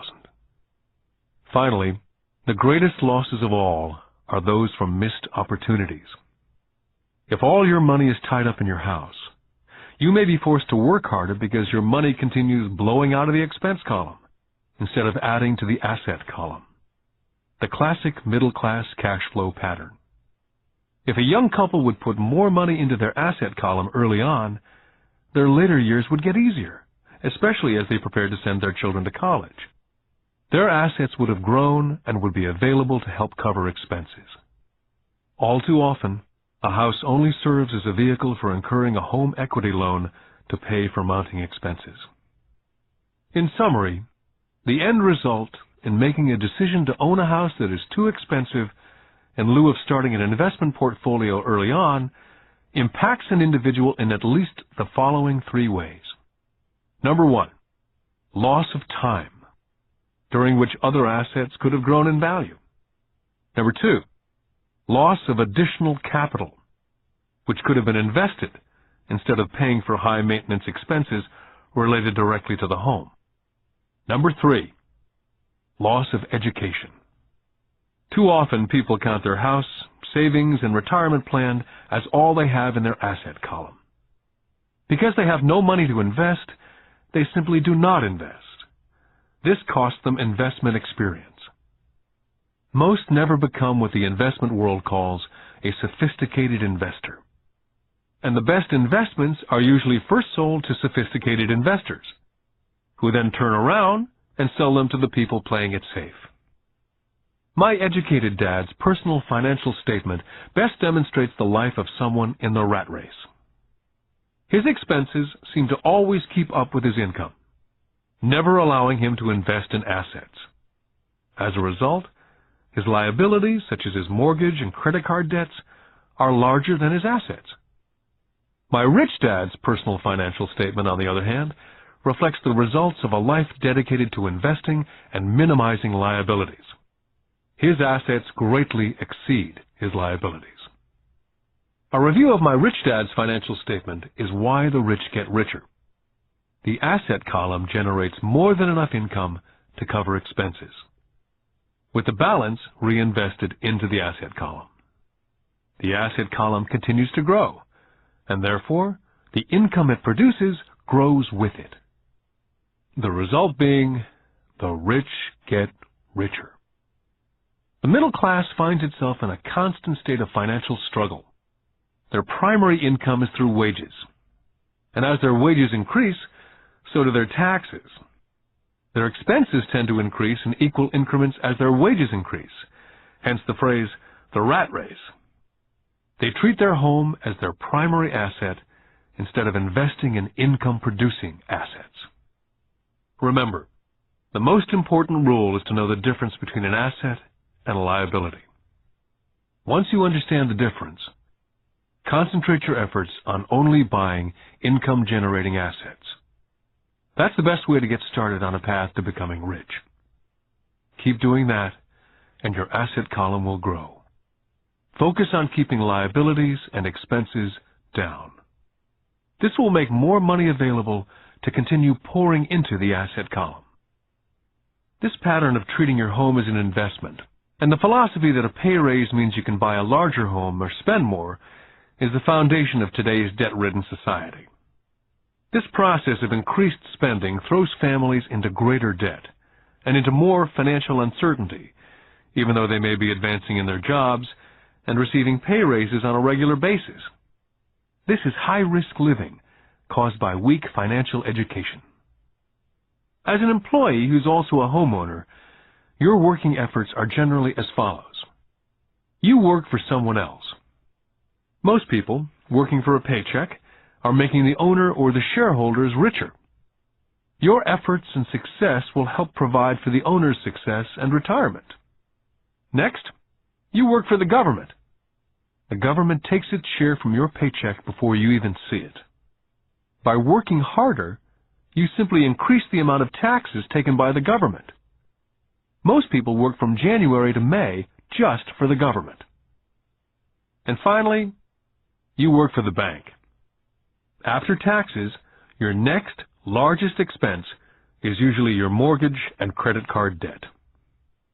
The problem with simply working harder is that each of these three levels takes a greater share of your increased efforts. You need to learn how to have your increased efforts benefit you and your family directly. Once you've decided to concentrate on minding your own business, how do you set your goals? For most people, they must keep their profession and rely on their wages to fund their acquisition of assets. As their assets grow, how do they measure the extent of their success? When does someone realize that they are rich, that they have wealth? As well as having my own definitions for assets and liabilities, I also have my own definition for wealth. Actually, I borrowed it from a man named Buckminster Fuller. Some people call him a quack, and others call him a living genius. Years ago, he got all the architects buzzing because he applied for a patent in 1961 for something called a geodesic dome. But in the application, Fuller also said something about wealth.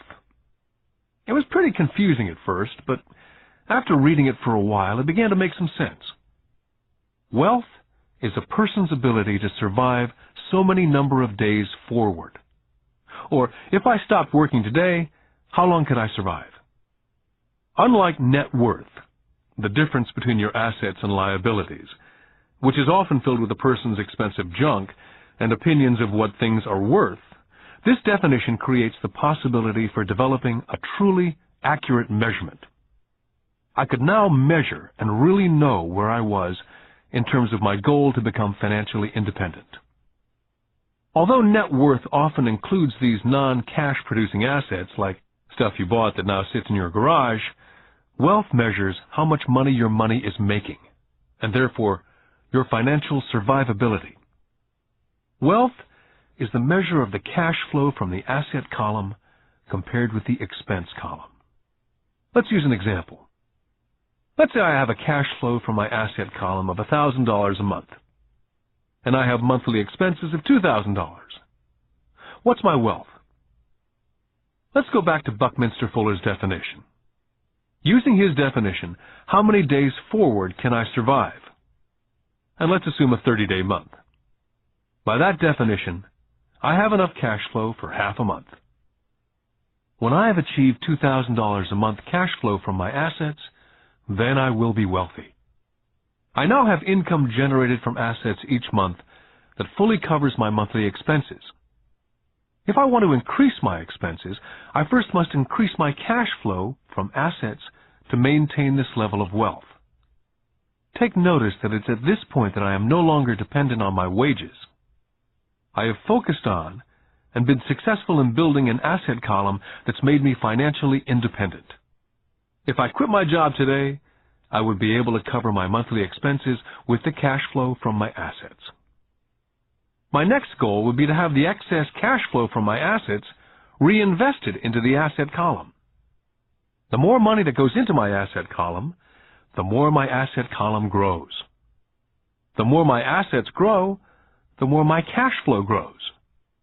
And as long as I keep my expenses less than the cash flow from these assets, I will grow richer, with more and more income from sources other than my physical labor.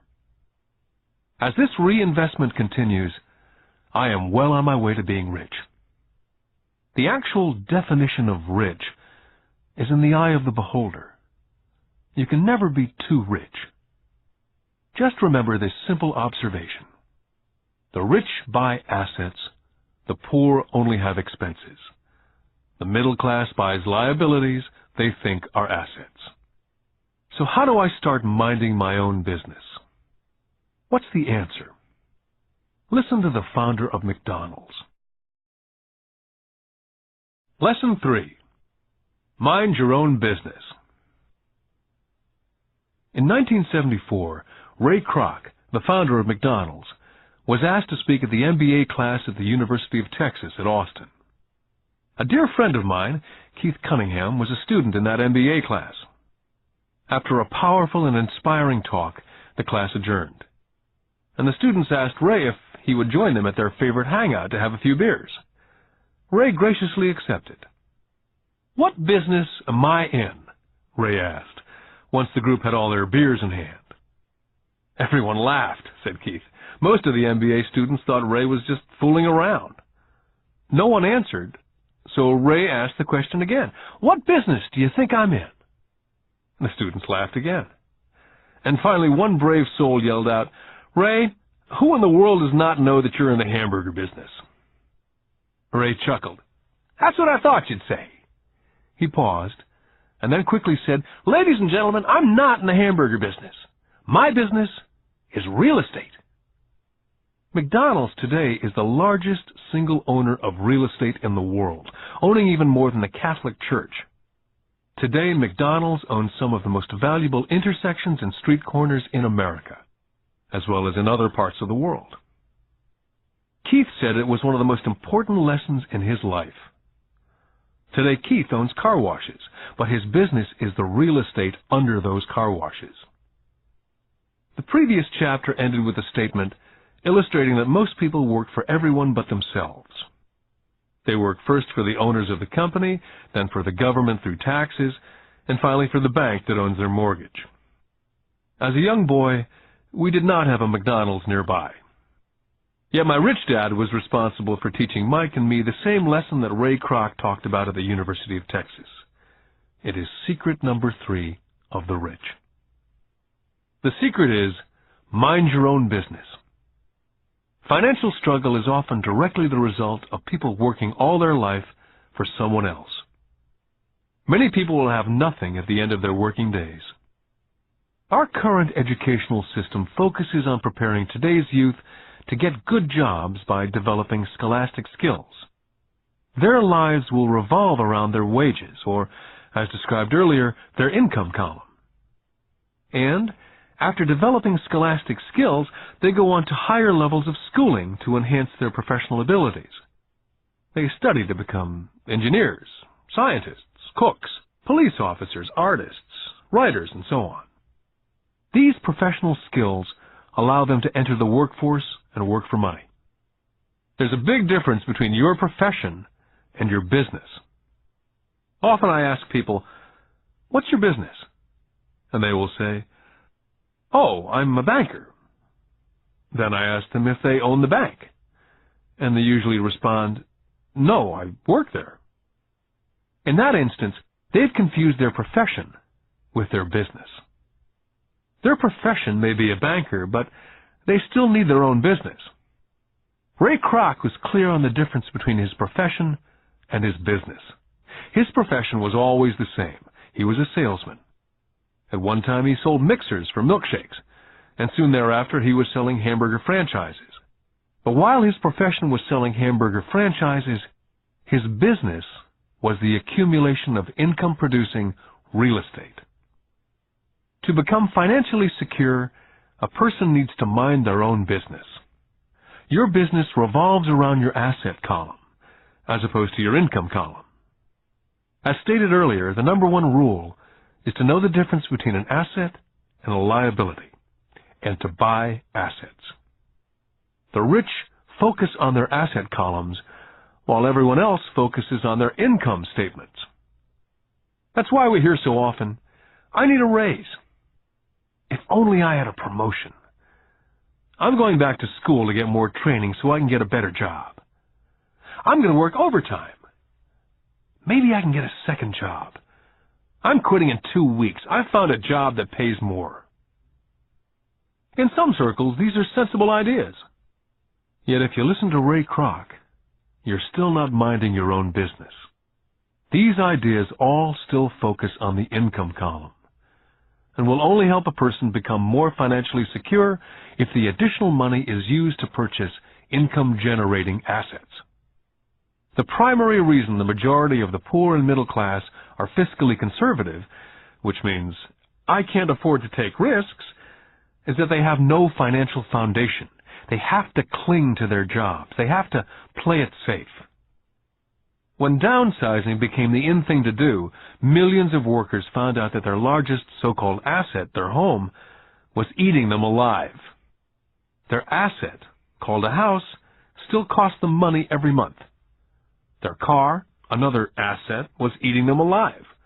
The golf clubs in the garage that cost $1,000 were not worth $1,000 anymore. Without job security, they had nothing to fall back on. What they thought were assets could not help them survive in a time of financial crisis. So, many people have put themselves in deep financial trouble when they run short of income. To raise cash, they sell their assets. First, their personal assets can generally be sold for only a fraction of the value that's listed in their personal balance sheet. Or, if there's a gain on the sale of the assets, they're taxed on the gain.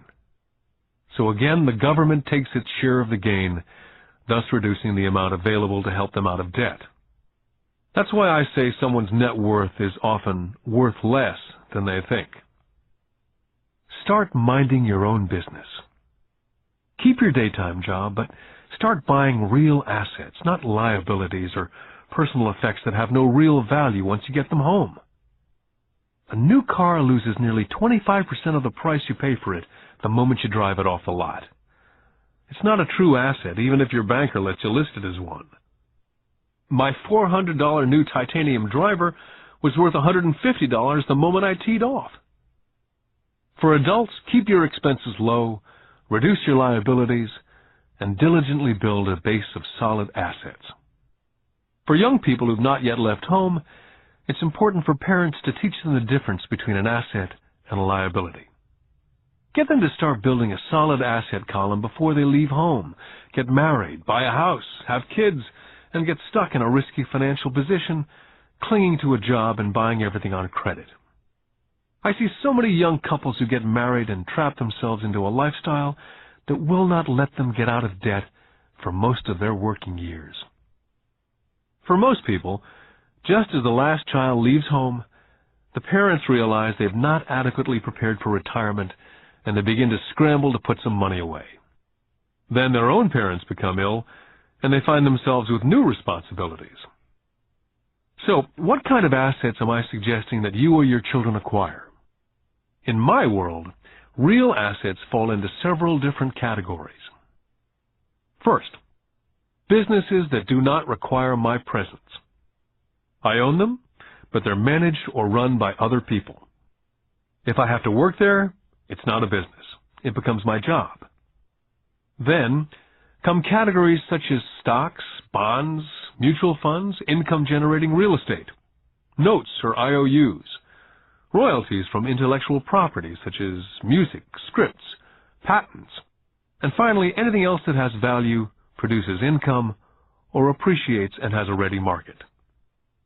As a young boy, my educated dad encouraged me to find a safe job. My rich dad, on the other hand, encouraged me to begin acquiring assets that I loved. If you don't love it, you won't take care of it. I collect real estate simply because I love buildings and land. I love shopping for them. I could look at them all day long. When problems arise, the problems are not so bad that it changes my love for real estate. For people who hate real estate, they shouldn't buy it. I love stocks of small companies, especially startups. The reason is that I am an entrepreneur, not a corporate person. In my early years, I worked in large organizations such as Standard Oil of California, the U.S. Marine Corps, and Xerox Corporation. I enjoyed my time with those organizations and have fond memories, but I know deep down I'm not a company man. I like starting companies, not running them. So my stock buys are usually of small companies, and sometimes I even start the company and take it public. Fortunes are made in new stock issues, and I love the game. Many people are afraid of small-cap companies and call them risky, and they are. But risk is always diminished if you love what the investment is, understand it, and know the game. For years, even while I was with the Marine Corps and Xerox, I did what my rich dad recommended. I kept my daytime job, but I still minded my own business. I was active in my asset column. I traded real estate and small stocks. Rich Dad always stressed the importance of financial literacy. The better I was at understanding the accounting and cash management, the better I would be at analyzing investments and eventually starting and building my own company. I would not encourage anyone to start a company unless they really want to. Knowing what I know about running a company, I would not wish that task on anyone. There are times when people cannot find employment where starting a company is a solution for them. The odds are against success. 9 out of 10 companies fail in 5 years. Of those that survive the first 5 years, 9 out of every 10 of those eventually fail as well. So only if you really have the desire to own your own company do I recommend it. Otherwise, keep your daytime job and mind your own business. When I say mind your own business, I mean to build and keep your asset column strong. Once a dollar goes into it, never let it come out. Think of it this way. Once a dollar goes into your asset column, it becomes your employee. The best thing about money is that it works 24 hours a day and can work for generations. Keep your daytime job, be a great hard-working employee, but keep building that asset column. As your cash flow grows, you can buy some luxuries. An important distinction is that rich people buy luxuries last, while the poor and middle class tend to buy luxuries first. The poor and middle class often buy luxury items such as big houses, diamonds, furs, jewelry, or boats because they want to look rich. They look rich, but in reality they just get deeper in debt on credit. The old money people, the long-term rich, built their asset column first. Then the income generated from the asset column bought their luxuries. The poor and middle class buy luxuries with their own sweat, blood, and children's inheritance. A true luxury is a reward for investing in and developing a real asset. For example, when my wife and I had extra money coming from our apartment houses, she went out and bought her Mercedes. It didn't take any extra work or risk on her part because the apartment house bought the car. She did, however, have to wait for it for 4 years while the real estate investment portfolio grew and finally began throwing off enough extra cash flow to pay for the car. But the luxury, the Mercedes, was a true reward because she had proved she knew how to grow her asset column. That car now means a lot more to her than simply another pretty car. It means she used her financial intelligence to afford it. What most people do is they impulsively go out and buy a new car or some other luxury on credit. They may feel bored and just want a new toy. Buying a luxury on credit often causes a person to sooner or later actually resent that luxury because the debt on the luxury becomes a financial burden. After you've taken the time and invested in and built your own business, you're now ready to add the magic touch, the biggest secret of the rich. The secret that puts the rich way ahead of the pack. The reward at the end of the road for diligently taking the time to mind your own business. Lesson 4. The history of taxes and the power of corporations. I remember in school being told the story of Robin Hood and his merry men. My school teacher thought it was a wonderful story of a romantic hero, a Kevin Costner type, who robbed from the rich and gave to the poor. My rich dad did not see Robin Hood as a hero. He called Robin Hood a crook. Robin Hood may be long gone, but his followers live on. How often I still hear people say, "Why don't the rich pay for it?" Or, "The rich should pay more in taxes and give it to the poor." It's this idea of Robin Hood, or taking from the rich to give to the poor, that has caused the most pain for the poor and the middle class.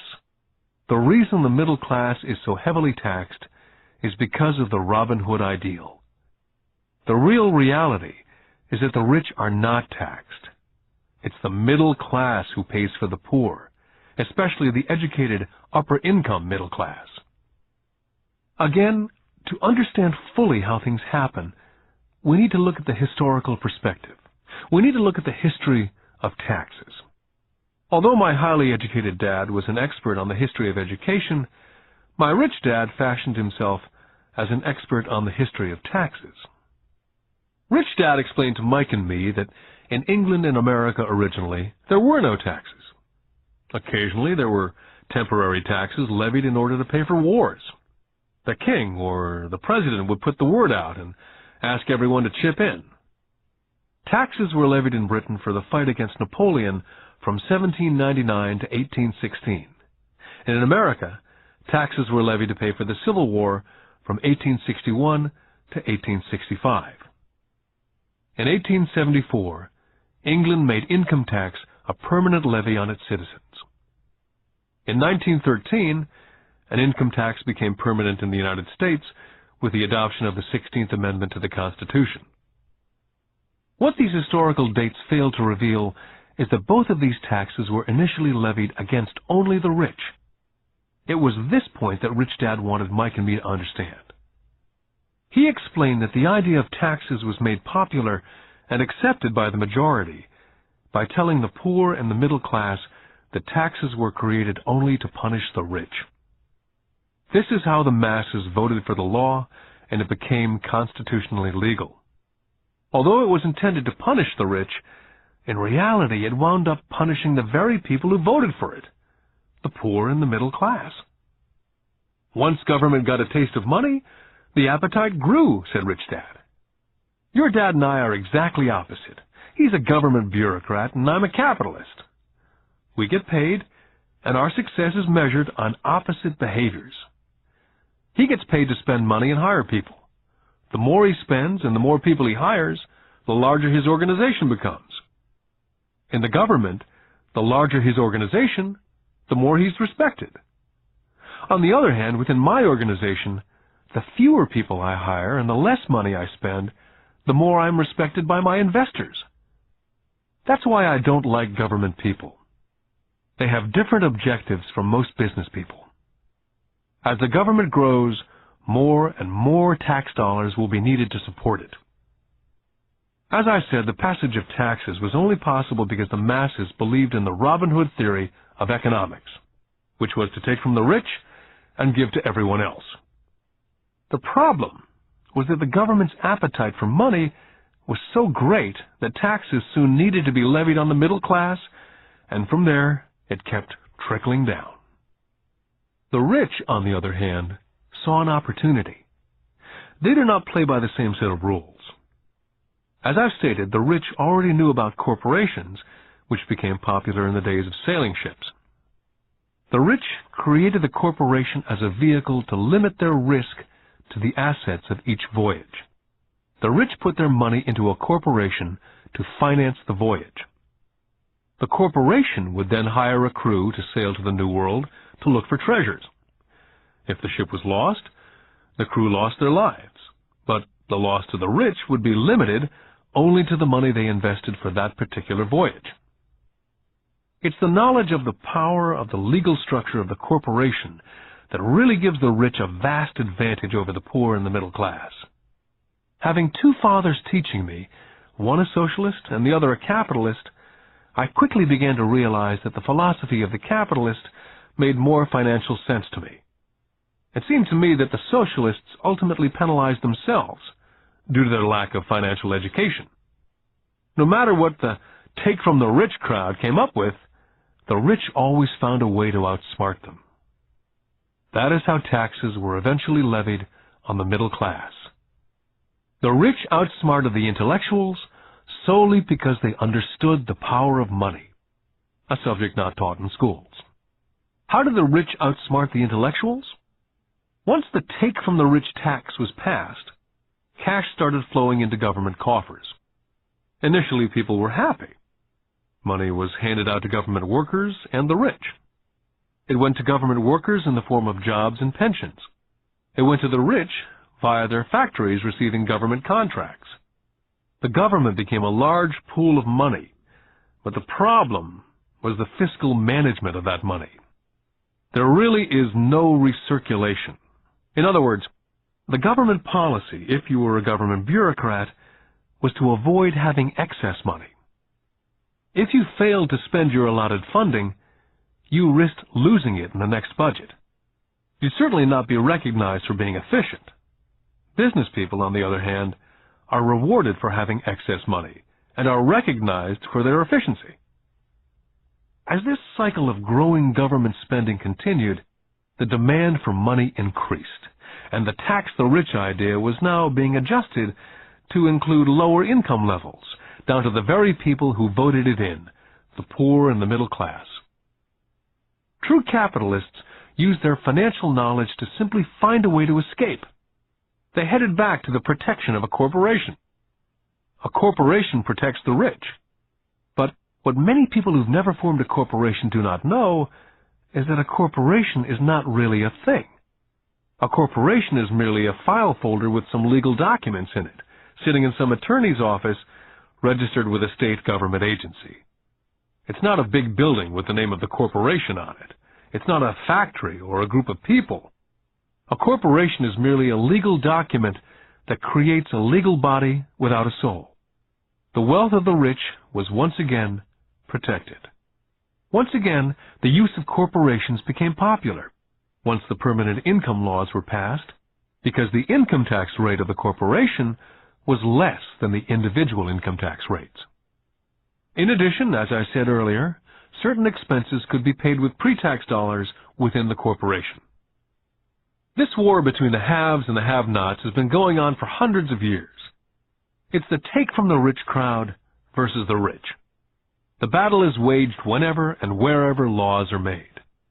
The battle will go on forever.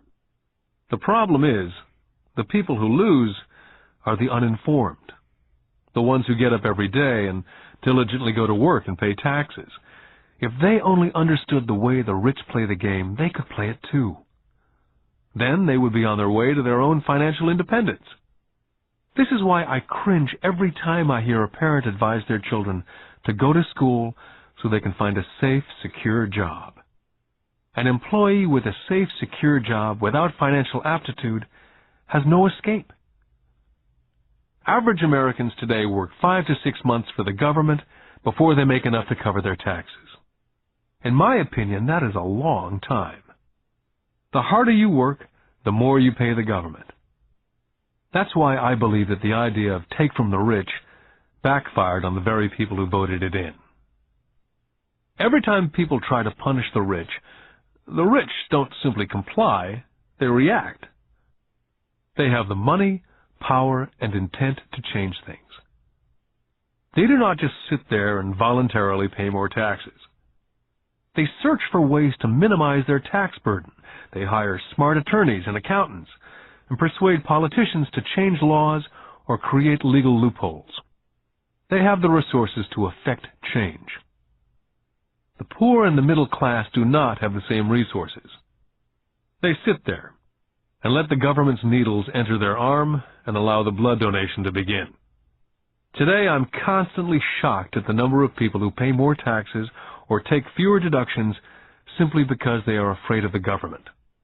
And I do know how frightening and intimidating a government tax agent can be. I have had friends who have had their businesses shut down and destroyed only to find out it was a mistake on the part of the government. I realize all that. But the price of working from January to mid-May is a high price to pay for that intimidation. My poor dad never fought back. My rich dad didn't either.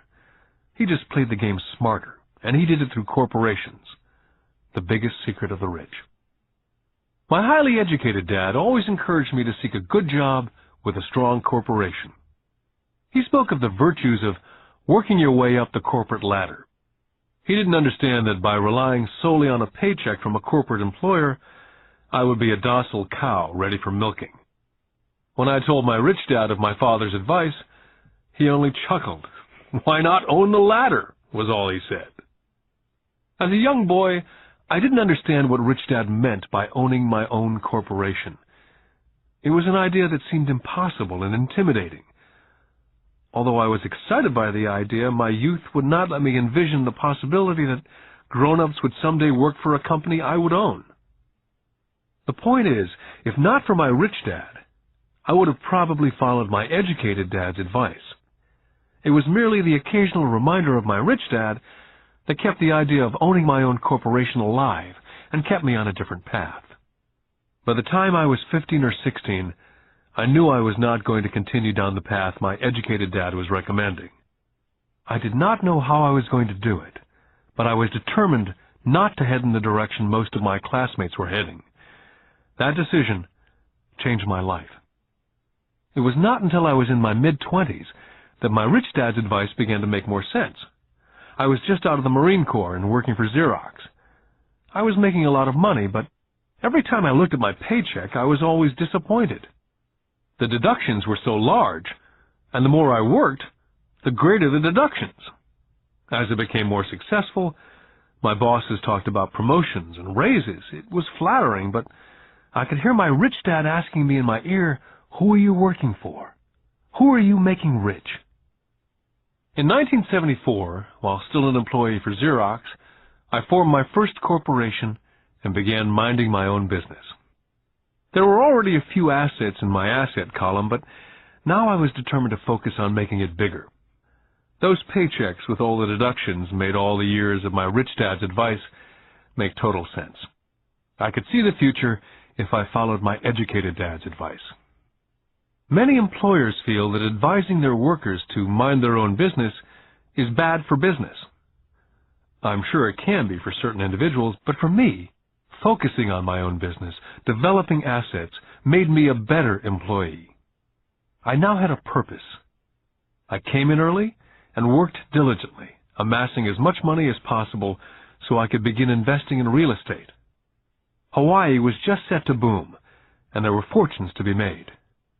The more I realized we were in the beginning stages of a boom, the more Xerox machines I sold. The more I sold, the more money I made, and of course, the more deductions there were from my paycheck. It was inspiring.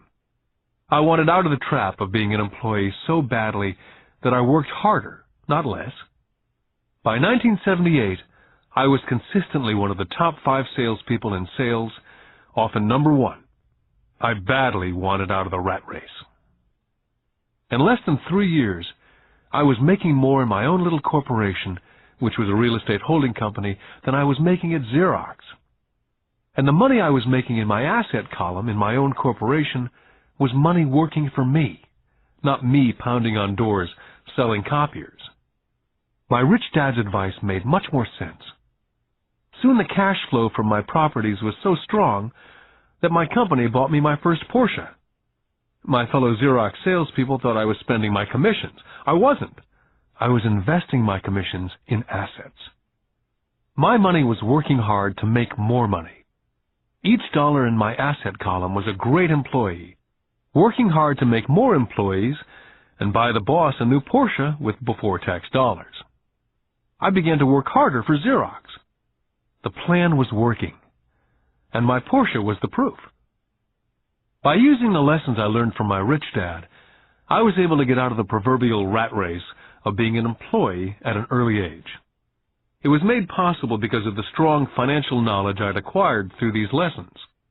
Without this financial knowledge, which I call my financial IQ, my road to financial independence would have been much more difficult. I now teach others through financial seminars in the hope that I may share my knowledge with them. Whenever I do my talks, I remind people that financial IQ is made up of knowledge from 4 broad areas of expertise. The first area is accounting, what I call financial literacy, a vital skill if you want to build an empire. The more money you're responsible for, the more accuracy is required, or the house comes tumbling down.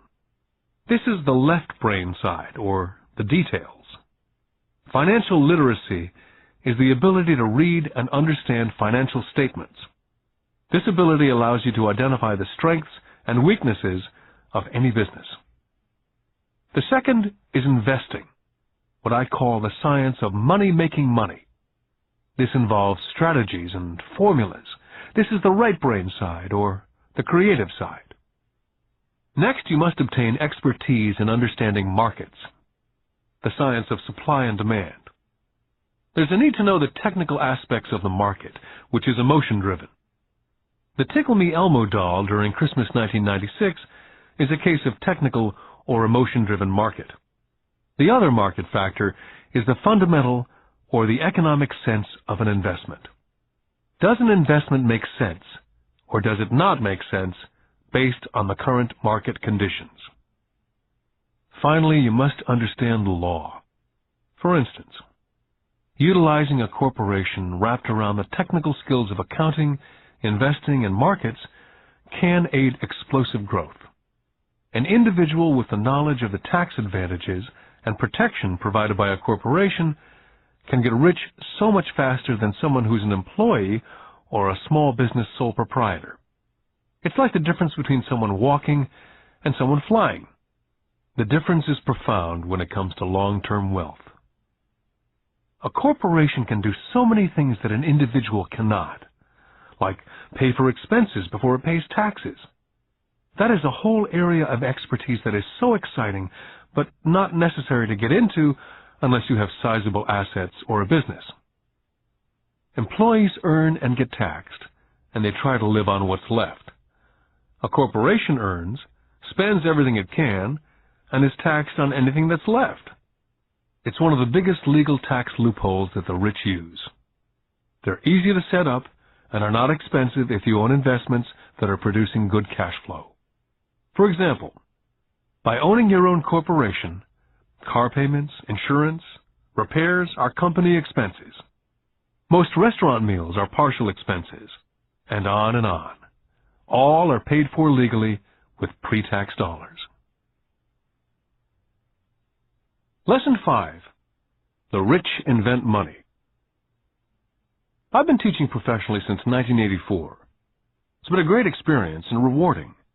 It's also a disturbing profession, for I've taught thousands of individuals, and I see one thing in common in all of us, myself included. We all have tremendous potential, and we are all blessed with gifts. Yet the one thing that holds all of us back is some degree of self-doubt. It's not so much the lack of technical information that holds us back, but more the lack of self-confidence.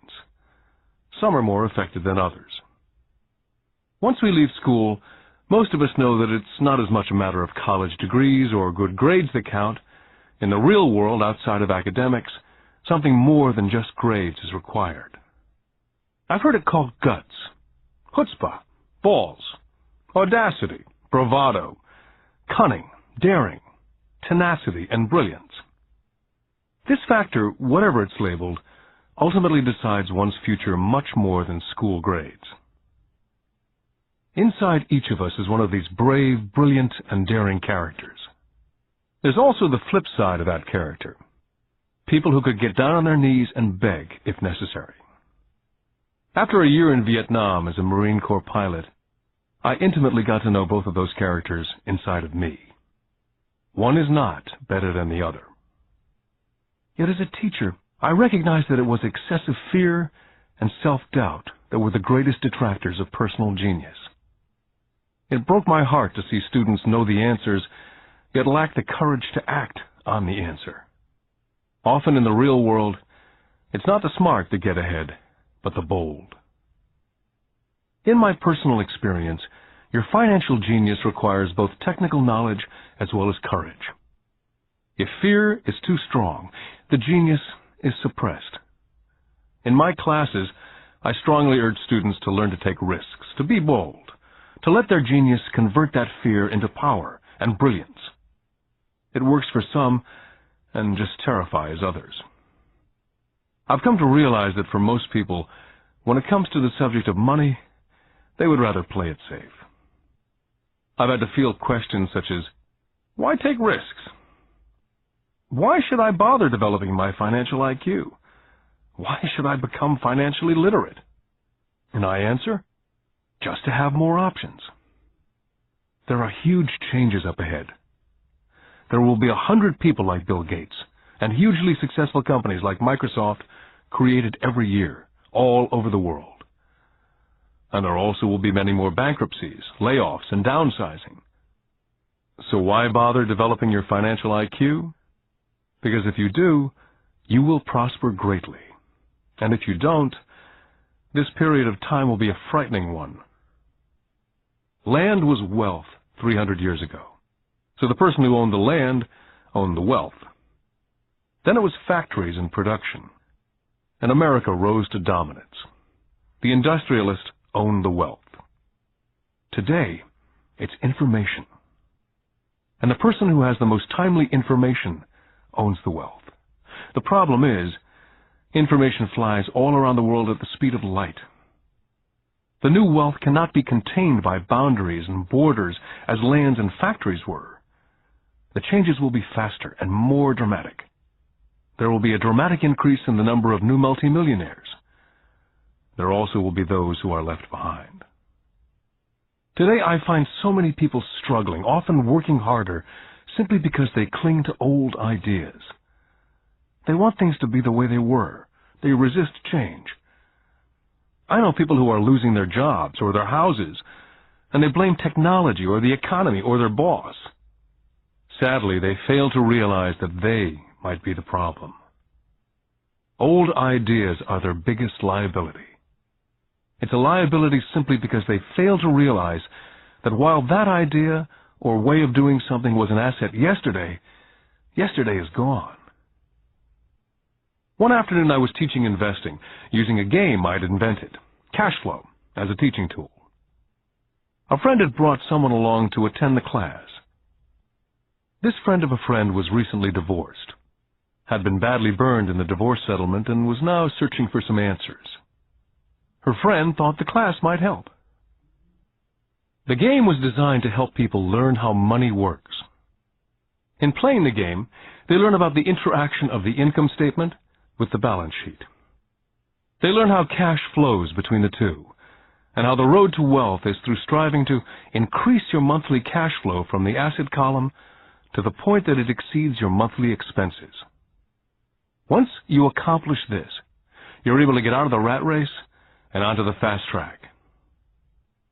As I've said, some people hate the game, some love it, and others miss the point. This woman missed a valuable opportunity to learn something. In the opening round, she drew a doodad card with the boat on it.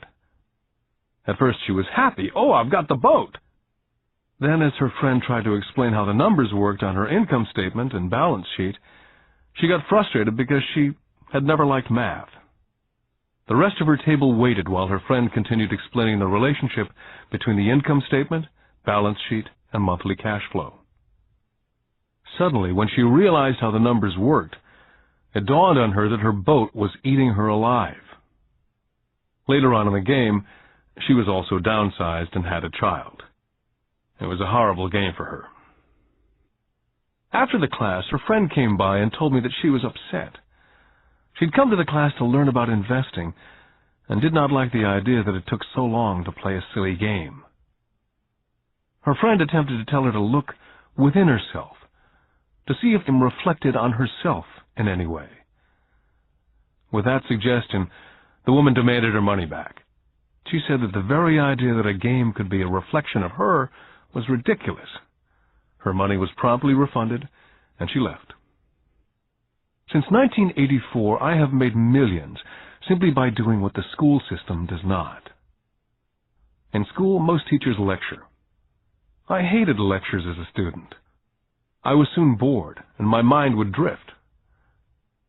In 1984, I began teaching via games and simulations.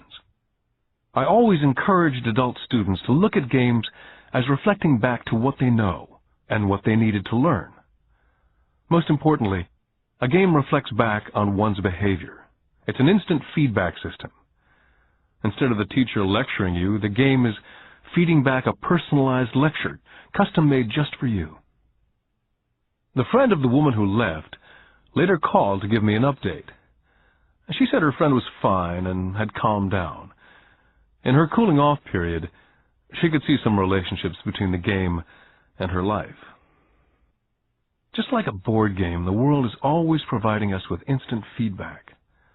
We could learn a lot if we tuned in more. One day, not long ago, I complained to my wife that the cleaners must have shrunk my pants. My wife gently smiled and poked me in the stomach to inform me that the pants had not shrunk. Something else had expanded. Me. The game Cash Flow was designed to give every player personal feedback. The purpose is to give you options. If you draw the boat card and it puts you into debt, the question is, now what can you do? How many different financial options can you come up with? That's the purpose of the game. To teach players to think and create new and various financial options. I've watched this game played by more than 1,000 people. The people who get out of the rat race in the game the quickest are the people who understand numbers and have creative financial minds. They recognize different financial options. People who take the longest are people who aren't familiar with numbers and often do not understand the power of investing. Rich people are often creative and take calculated risks. There have been people playing Cash Flow who gain lots of money in the game, but they don't know what to do with it. Most of them have not been financially successful in real life either. Everyone else seems to be getting ahead of them, even though they have money. And that's true in real life. There are a lot of people who have a lot of money and do not get ahead financially. Limiting your options is the same as hanging on to old ideas. I have a friend from high school who now works at 3 jobs. 20 years ago, he was the richest of all my classmates. When the local sugar plantation closed, the company he worked for went down with the plantation. In his mind, he had the one option, and that was the old option: work hard. The problem was, he couldn't find an equivalent job that recognized his seniority in the old company. As a result, he's overqualified for the jobs he currently has, so his salary is lower. He now works 3 jobs to earn enough to survive. I've watched people playing Cash Flow complaining that the right opportunity cards are not coming their way, so they sit there. I know people who do that in real life. They wait for the right opportunity. I've watched people get the right opportunity card and then not have enough money. Then they complain they would have gotten out of the rat race if they'd had more money. So they sit there. I know people in real life who do that also. They see all the great deals, but they have no money. And I have people pull a great opportunity card, read it out loud, and have no idea that it's a great opportunity. They have the money, the time is right, they have the card, but they can't see the opportunity staring at them. They fail to see how it fits into their financial plan for escaping the rat race. And I know more people like that than all the others combined. Most people have an opportunity of a lifetime flash right in front of them, and they fail to see it. A year later, They find out about it after everyone else got rich.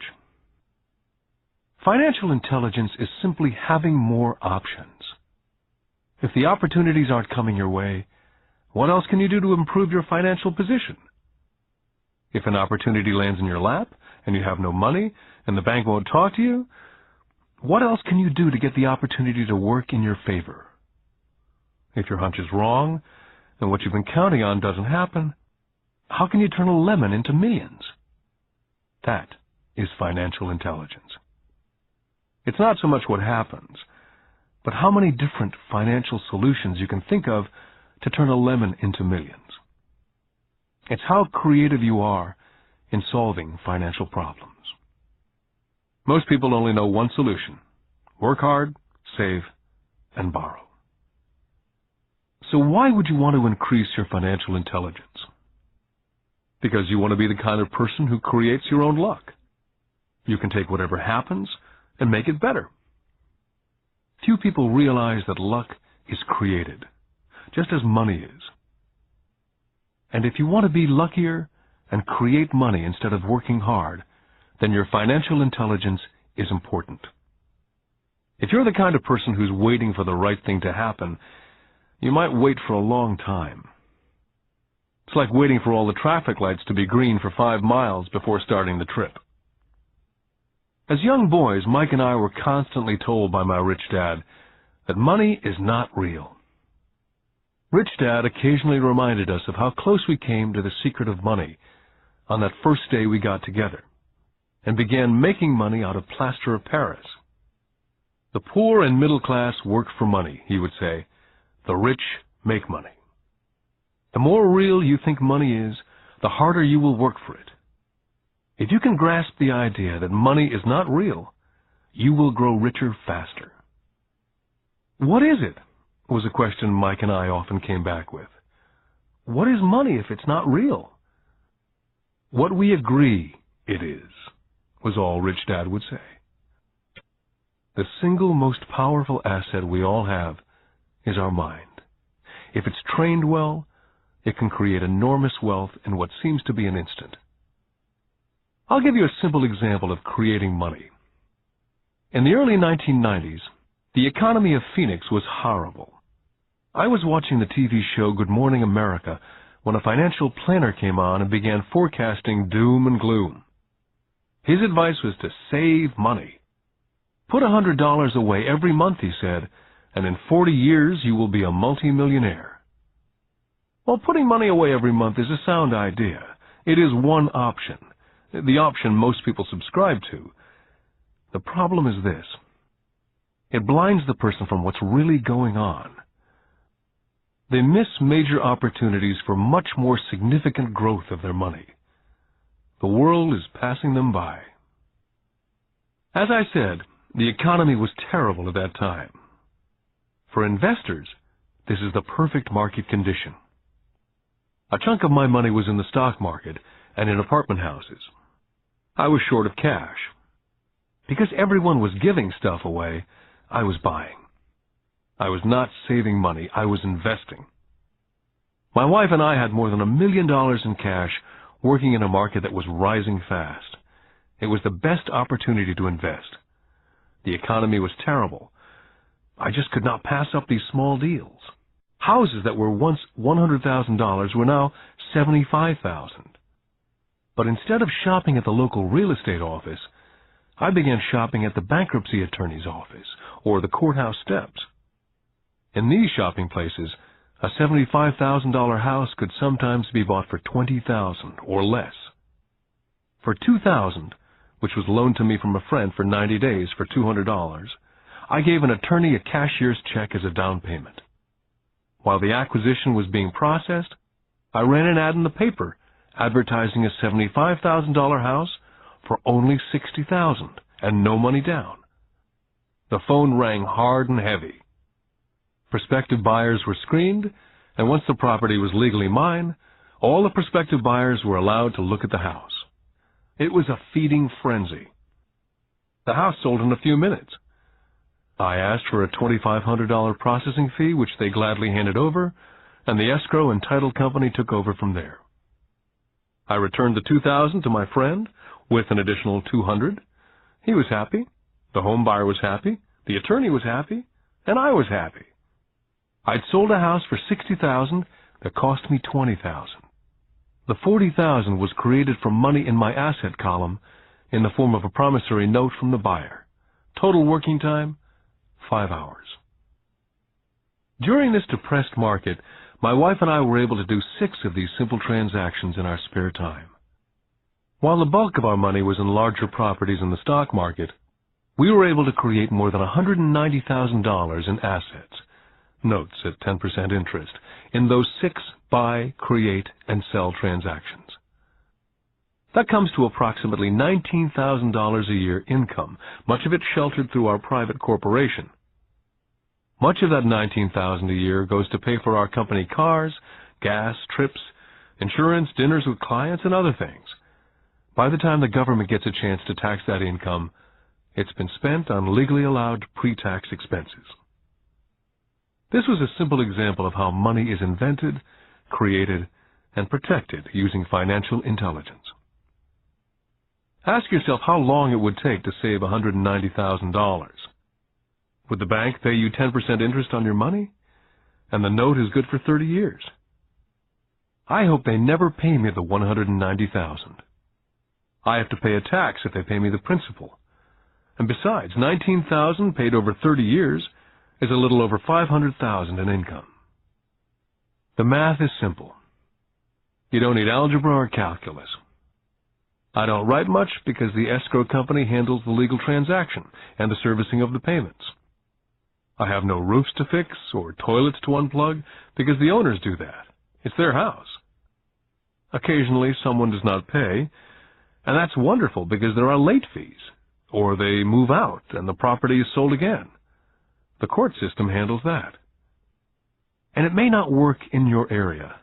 The market conditions may be different, but the example illustrates how a simple financial process can create hundreds of thousands of dollars with little money and low risk. It's an example of money being only an agreement. Anyone with a high school education can do it. Yet most people won't. Most people listen to the standard advice of work hard and save money. For about 30 hours of work, approximately $190,000 was created in the asset column, and no taxes were paid. Now you may understand why I silently shake my head when I hear parents say, "My child is doing well in school and receiving a good education." It may be good, but is it adequate? I know the above investment strategy is a small one. It's used to illustrate how small can grow into big. My success reflects the importance of a strong financial foundation, which starts with strong financial education. Financial intelligence is made up of these 4 main technical skills. Number 1, financial literacy, the ability to read numbers. Number 2, investment strategies, the science of making money. Number 3, the market, supply and demand. Alexander Graham Bell gave the market what it wanted, and AT&T was born. So did Bill Gates. A $75,000 house offered for $60,000 that cost $20,000 was also the result of seizing an opportunity created by the market. Somebody was buying and someone was selling. Number 4, the law. The awareness of accounting, corporate, state, and national rules and regulations. I recommend playing within the rules. It's this basic foundation, or the combination of these skills, that's needed to be successful in the pursuit of wealth. Whether it be through the buying of small homes, large apartments, companies, stocks, bonds, mutual funds, precious metals, baseball cards, or the like.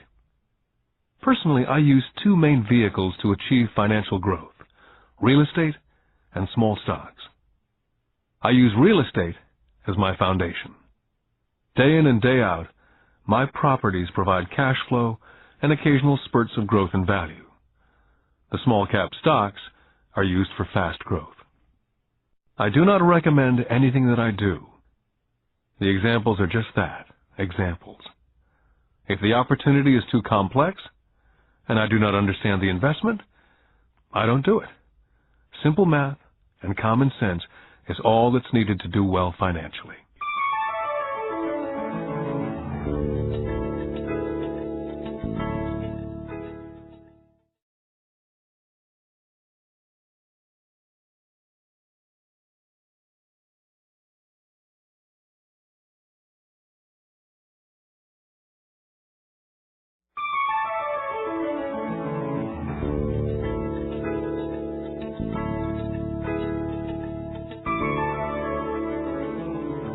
Lesson 6.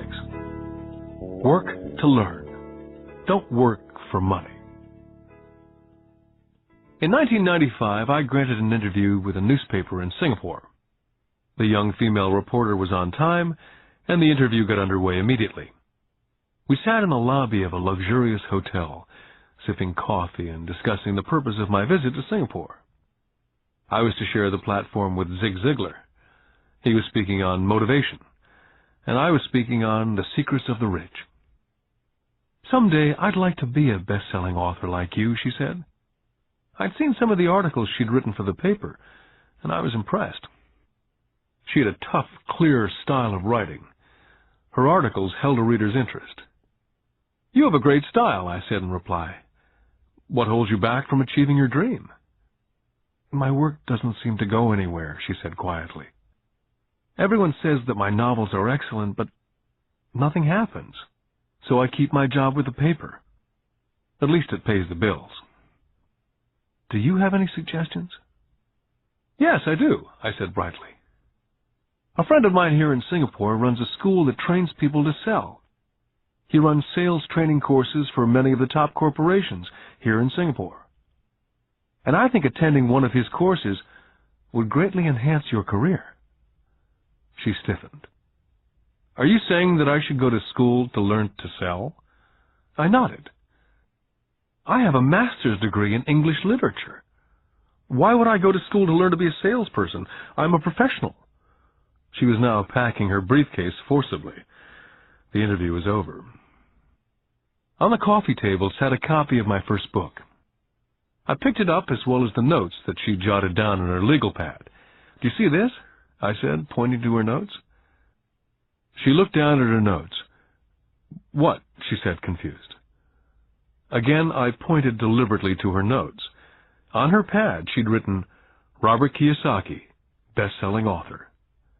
It says best-selling author, not best-writing author. Her eyes widened immediately. "I'm a terrible writer. You're a great writer. I went to sales school. You have a master's degree. Put them together and you get a best-selling author and a best-writing author." Anger flared from her eyes. "I'll never stoop so low as to learn how to sell. People like you have no business writing. I'm a professionally trained writer, and you're a salesman. It's not fair." The rest of her notes were put away, and she hurried out through the large glass doors into the humid Singapore morning. At least she gave me a fair and favorable write-up the next morning. The world is filled with smart, talented, educated, and gifted people. We meet them every day. They're all around us. I'm constantly shocked at how little talented people earn. I heard the other day that less than 5% of Americans earn more than $100,000 a year. I've met brilliant, highly educated people who earn less than $20,000 a year. A business consultant who specializes in the medical trade was telling me how many doctors, dentists, and chiropractors struggle financially. All this time, I thought that when they graduated, the dollars would pour in. It was this business consultant who gave me the phrase, "They are one skill away from great wealth." What this phrase means is that most people need only to learn and master one more skill, and their income would jump exponentially. I have mentioned before that financial intelligence is a synergy of accounting, investing, marketing, and law. Combine these 4 technical skills, and making money with money is easier. When it comes to money, the only skill most people know is to work hard. The classic example of a synergy of skills was that young writer for the newspaper. If she diligently learned the skills of sales and marketing, her income would jump dramatically. If I were her, I would take some courses in advertising copywriting as well as sales.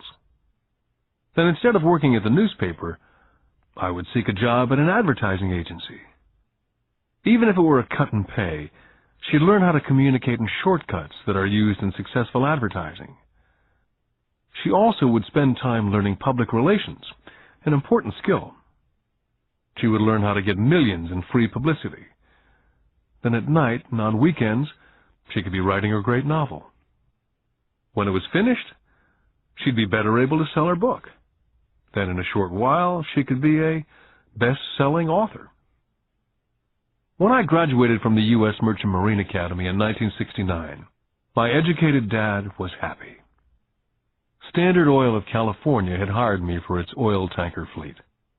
I was a third mate, and the pay was low compared with my classmates, but it was okay for a first real job after college. My starting pay was about $42,000 a year, including overtime, and I only had to work for 7 months. I had 5 months of vacation. If I'd wanted to, I could have taken the run to Vietnam with a subsidiary shipping company and easily doubled my pay instead of taking the 5 months vacation. I had a great career ahead of me, yet I resigned after 6 months with the company and joined the Marine Corps to learn how to fly. My educated dad was devastated. Rich Dad congratulated me. In school and in the workplace, the popular opinion is the idea of specialization.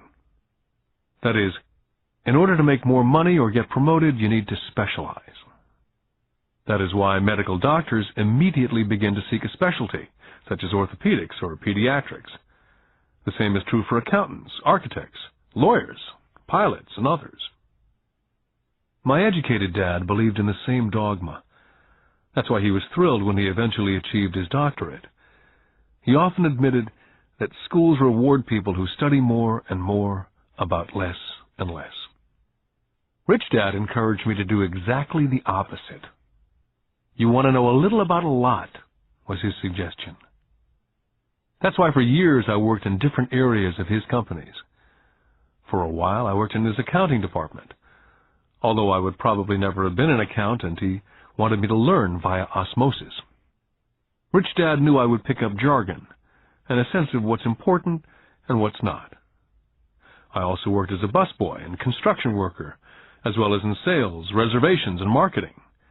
He was grooming Mike and me. That's why he insisted we sit in on the meetings with his bankers, lawyers, accountants, and brokers. He wanted us to know a little about every aspect of his empire. Educated Dad thought I went to school to learn to be a ship's officer. Rich Dad knew that I went to school to study international trade. So as a student, I made cargo runs navigating large freighters, oil tankers, and passenger ships to the Far East and the South Pacific. Rich Dad emphasized that I stay in the Pacific instead of taking ships to Europe, because he knew that the emerging nations were in Asia, not Europe. While most of my classmates, including Mike, were partying at their fraternity houses, I was studying trade, people, business styles and cultures in Japan, Taiwan, Thailand, Singapore, Hong Kong, Vietnam, Korea, Tahiti, Samoa, and the Philippines. I also was partying, but it was not in any frat house. I grew up rapidly. Educated Dad could not understand why I decided to quit and join the Marine Corps. I told him I wanted to learn to fly, but really I wanted to learn to lead troops. Rich Dad explained to me that the hardest part of running a company is managing people. He'd spent 3 years in the Army. My educated dad was draft exempt. Rich Dad told me of the value of learning to lead men into dangerous situations. Leadership is what you need to learn next, he said. If you're not a good leader, you'll get shot in the back, just like they do in business. Returning from Vietnam in 1973, I resigned my commission, even though I loved flying. I found a job with Xerox Corporation. I joined it for one reason, and it was not for the benefits. I was a shy person, and the thought of selling was the most frightening subject in the world. Xerox is one of the best sales training programs in America. Rich Dad was proud of me. My educated dad was ashamed. Being an intellectual, he thought that salespeople were below him. I worked with Xerox for 4 years, until I overcame my fear of knocking on doors and being rejected. Once I could consistently be in the top 5 in sales, I again resigned and moved on, leaving behind another great career with an excellent company. In 1977, I formed my first company. Rich Dad had groomed Mike and me to take over companies, so I now had to learn to form them and put them together. My first product, the nylon and Velcro wallet, was manufactured in the Far East and shipped to a warehouse in New York, near where I had gone to school. My formal education was complete, and it was time to test my wings. If I failed, I went broke. Rich Dad thought it best to go broke before 30. You still have time to recover, was his advice. On the eve of my 30th birthday, my first shipment left Korea for New York. Today, I still do business internationally, and as my rich dad encouraged me to do, I keep seeking the emerging nations. Today, my investment company invests in South America, Asia, Norway, and Russia. There's an old cliche that goes, JOB is an acronym for just over broke. And unfortunately, I would say that the saying applies to millions of people. Because school does not think financial intelligence is an intelligence, most workers live within their means. They work and they pay bills. There's another horrible management theory that goes, workers work hard enough to not be fired, and owners pay just enough so that workers won't quit. And if you look at the pay scales of most companies, again I would say there is a degree of truth in that statement. The net result is that most workers never get ahead. They do what they've been taught to do. Get a secure job. Most workers focus on working for pay and benefits that reward them in the short term, but is often disastrous in the long run. Instead, I recommend to young people to seek work for what they will learn more than what they will earn. Look down the road at what skills they want to acquire before choosing a specific profession, and before getting trapped in the rat race. When I speak to adults who want to earn more money, I always recommend the same thing. I suggest taking a long view of their life. Instead of simply working for the money and security, which I admit are important, I suggest they take a second job that will teach them a second skill. Often I recommend joining a network marketing company, also called multi-level marketing, if they want to learn sales skills. Some of these companies have excellent training programs that help people get over their fear of failure and rejection, which are the main reasons people are unsuccessful. Education is more valuable than money in the long run. When I ask the classes I teach, how many of you can cook a better hamburger than McDonald's? Almost all of the students raise their hands. I then ask, so if most of you can cook a better hamburger, how come McDonald's makes more money than you? The answer is obvious. McDonald's is excellent at business systems. The reason so many talented people are poor is because they focus on building a better hamburger and know little to nothing about business systems. A friend of mine in Hawaii is a great artist. He makes a sizable amount of money. One day his mother's attorney called to tell him that she had left him $35,000. That is what was left of her estate after the attorney and the government took their shares. Immediately he saw an opportunity to increase his business by using some of this money to advertise. 2 months later, his first 4-color full-page ad appeared in an expensive magazine that targeted the very rich. The ad ran for 3 months. He received no replies from the ad, and all of his inheritance is now gone. He now wants to sue the magazine for misrepresentation. This is a common case of someone who can build a beautiful hamburger but knows little about business. When I asked him what he'd learned, his only reply was that advertising salespeople are crooks. I then asked him if he'd be willing to take a course in sales and a course in direct marketing. His reply, "I don't have the time, and I don't want to waste my money." The world is filled with talented poor people. All too often they're poor or struggle financially or earn less than they're capable of, not because of what they know, but because of what they do not know. They focus on perfecting their skills at building a better hamburger rather than the skills of selling and delivering the hamburger. Maybe McDonald's does not make the best hamburger, but they are the best at selling and delivering a basic average burger. Poor Dad wanted me to specialize. That was his view on how to be paid more. Rich Dad advised that Mike and I groom ourselves. Many corporations do the same thing. They find a young, bright student out of business school and begin grooming that person to someday take over the company. So these bright young employees do not specialize in one department. They're moved from department to department to learn all the aspects of business systems. The rich often groom their children or the children of others. By doing so, their children gain an overall knowledge of the operations of the business and how the various departments interrelate. For the World War II generation, it was considered bad to skip from company to company. Today, it's considered smart.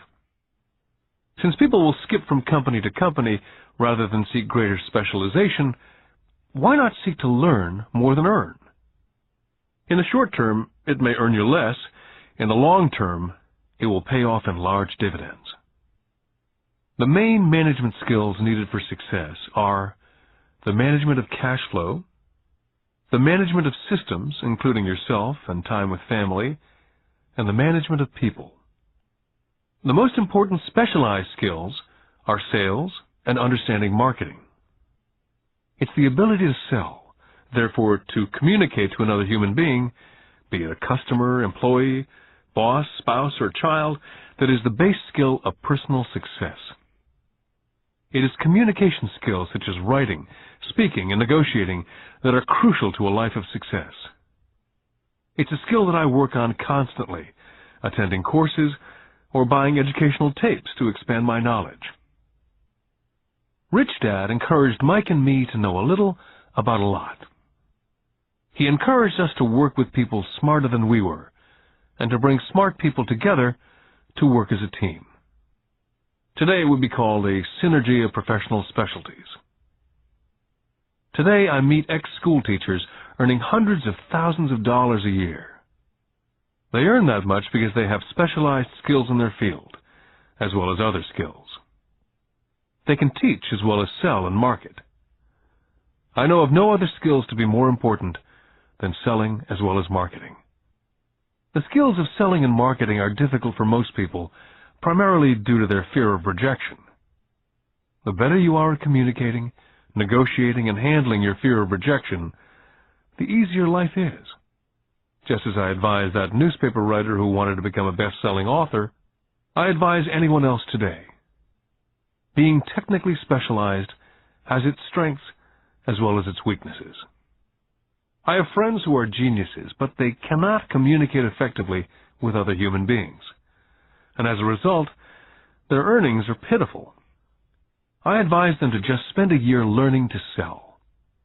And even if they earn nothing, their communication skills will improve. And that is priceless. Getting started. I wish I could say acquiring wealth was easy for me, but it wasn't. So in response to the question, how do I start, I offer the thought process I go through on a day-by-day basis. It really is easy to find great deals. I promise you that. It's just like riding a bike. After a little wobbling, it's a piece of cake. But when it comes to money, it's the determination to get through the wobbling that's a personal thing. To find million-dollar deals of a lifetime requires us to call on our financial genius. I believe that each of us has a financial genius within us. The problem is, our financial genius lies asleep, waiting to be called upon. It lies asleep because our culture has educated us into believing that the love of money is the root of all evil. It's encouraged us to learn a profession so we can work for money, but failed to teach us how to have money work for us. It taught us not to worry about our financial future. Our company or the government would take care of us when our working days are over. However, it's our children, educated in the same school system, who will end up paying for it. The message is still to work hard, earn money, and spend it.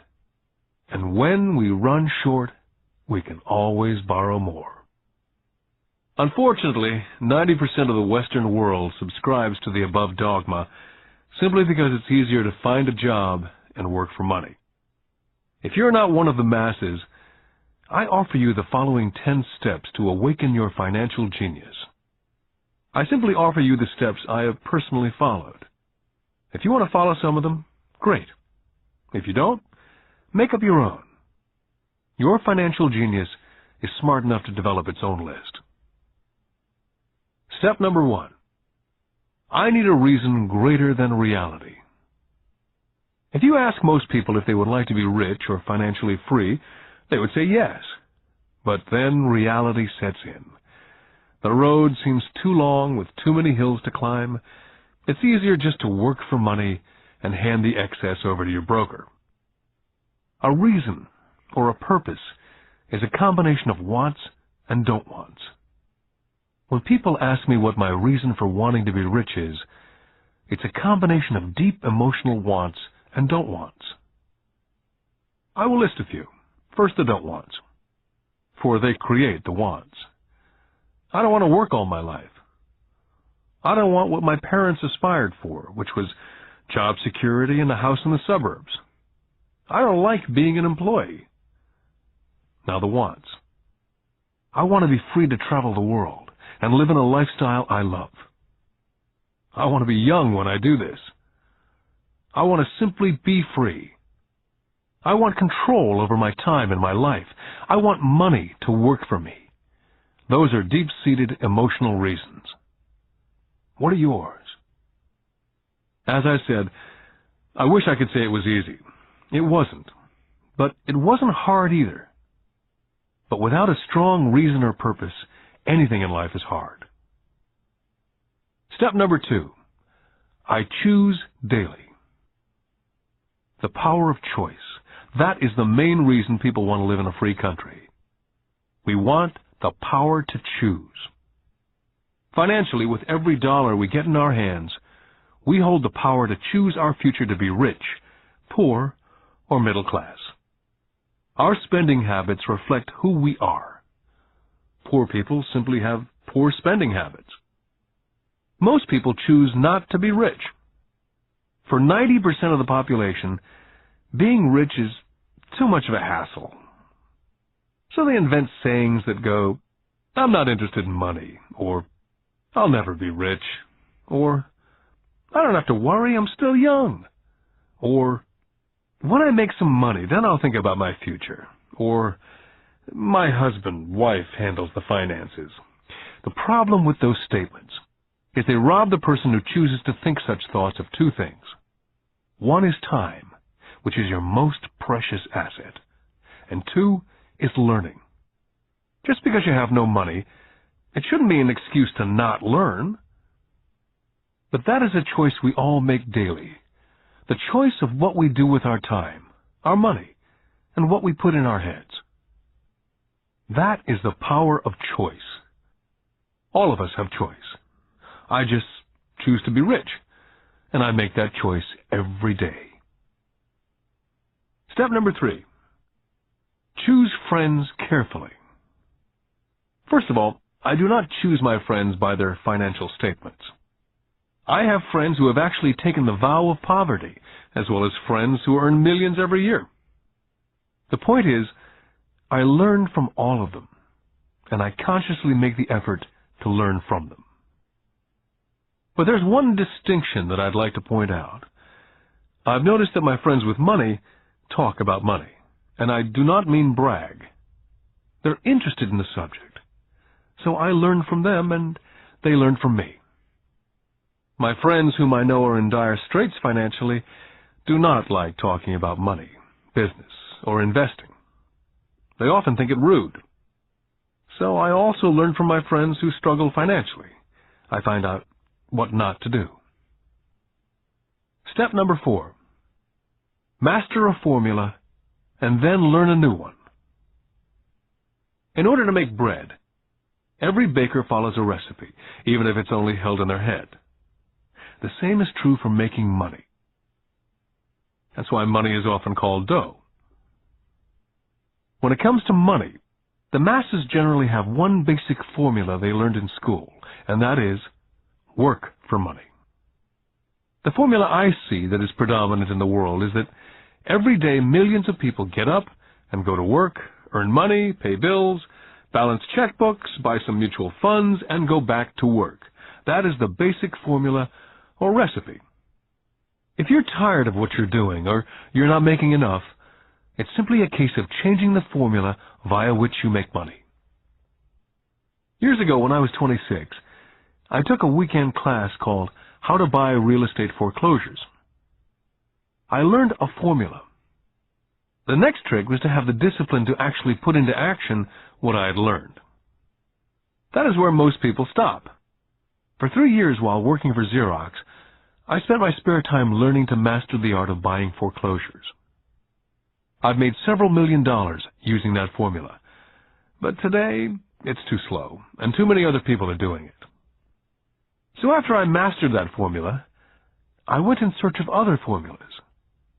For many of the classes, I did not use the information I learned directly, but I always learned something new. Step number 5. Pay yourself first. The power of self-discipline. If you cannot get control of yourself, do not try to get rich. You might first want to join the Marine Corps or some religious order so you can get control of yourself. It makes no sense to invest, make money, and blow it. It's the lack of self-discipline that causes most lottery winners to go broke soon after winning millions. It's the lack of self-discipline that causes people who get a raise to immediately go out and buy a new car or take a cruise. It's difficult to say which of the 10 steps is the most important, but of all the steps, this step is probably the most difficult to master if it's not already a part of your makeup. I would venture to say that it's the lack of personal self-discipline that is the number one delineating factor between the rich, poor, and middle class. I do not take the saying, pay yourself first, lightly. The Richest Man in Babylon by George Clason is where the statement, pay yourself first, comes from. Millions of copies have been sold. But while millions of people freely repeat that powerful statement, few follow the advice. For those who do follow it, their financial statement, income statement, and balance sheet shows income flowing into assets and assets supplying income. Each month, these people allocate money to their asset column before they pay their monthly expenses. Although millions of people have read Clason's book and understand the words pay yourself first, in reality they pay themselves last. Now I can hear the howls from those of you who sincerely believe in paying your bills first. And I can hear all the responsible people who pay their bills on time. I'm not saying be irresponsible and not pay your bills. All I'm saying is do what the program says, which is pay yourself first. The reason I don't have high credit card debt and doodad debt is because I want to pay myself first. Although I pay my bills last, I am financially astute enough to not get into a tough financial situation. To ensure paying yourself first, don't get into large debt positions that you have to pay for. Keep your expenses low. Build up assets first. Then, buy the big house or a nice car. Being stuck in the rat race is not intelligent.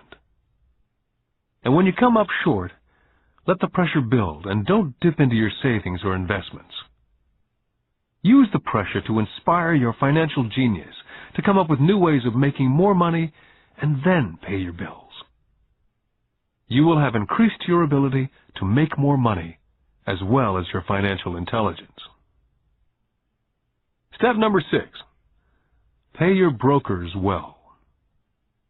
I often see people posting a sign in front of their house that says, "For sale by owner." Or I see on TV today many people claiming to be discount brokers. My rich dad taught me to take the opposite tack. He believed in paying professionals well, and I have adopted that policy also. Today I have expensive attorneys, accountants, real estate brokers, and stockbrokers. Why? Because if, and I do mean if, the people are professionals, their services should make you money. And the more money they make, the more money I make. We live in an information age. Information is priceless. A good broker should provide you with information as well as take the time to educate you as to its meaning. Step number 7.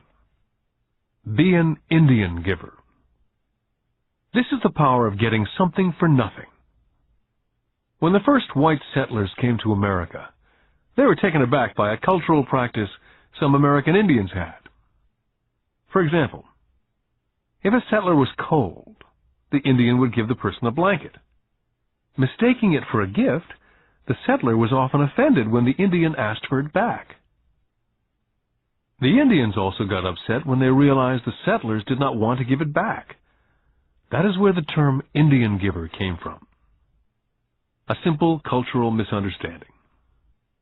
In the world of the asset column, being an Indian giver is vital to wealth. The sophisticated investor's first question is, how fast do I get my money back? They also want to know what they get for free, also called a piece of the action. That is why the ROI, or return of and on investment, is so important. Frequently, my broker will call me and recommend I move a sizable amount of money into the stock of a company that he feels is just about to make a move that will add value to the stock, like announcing a new product. I will move my money in for a week to a month while the stock moves up. Then I pull my initial dollar amount out and stop worrying about the fluctuations of the market because my initial money is back and ready to work on another asset. So my money goes in and then it comes out, and I own an asset that was technically free. Step number 8. Assets buy luxuries. As I said in the section, pay yourself first. If a person cannot master the power of self-discipline, it's best not to try to get rich. For while the process of developing cash flow from an asset column in theory is easy, it's the mental fortitude of directing money that's hard. Due to external temptations, it's much easier in today's consumer world to simply blow it out of the expense column. Because of weak mental fortitude, that money flows into the paths of least resistance. That is the cause of poverty and financial struggle. I love my luxuries as much as anyone else. The difference is, some people buy their luxuries on credit. It's the keep up with the Joneses trap. I use the income from my assets to buy my luxuries. When I wanted to buy a Porsche, the easy road would have been to call my banker and get a loan. Instead of choosing to focus in the liability column, I chose to focus in the asset column.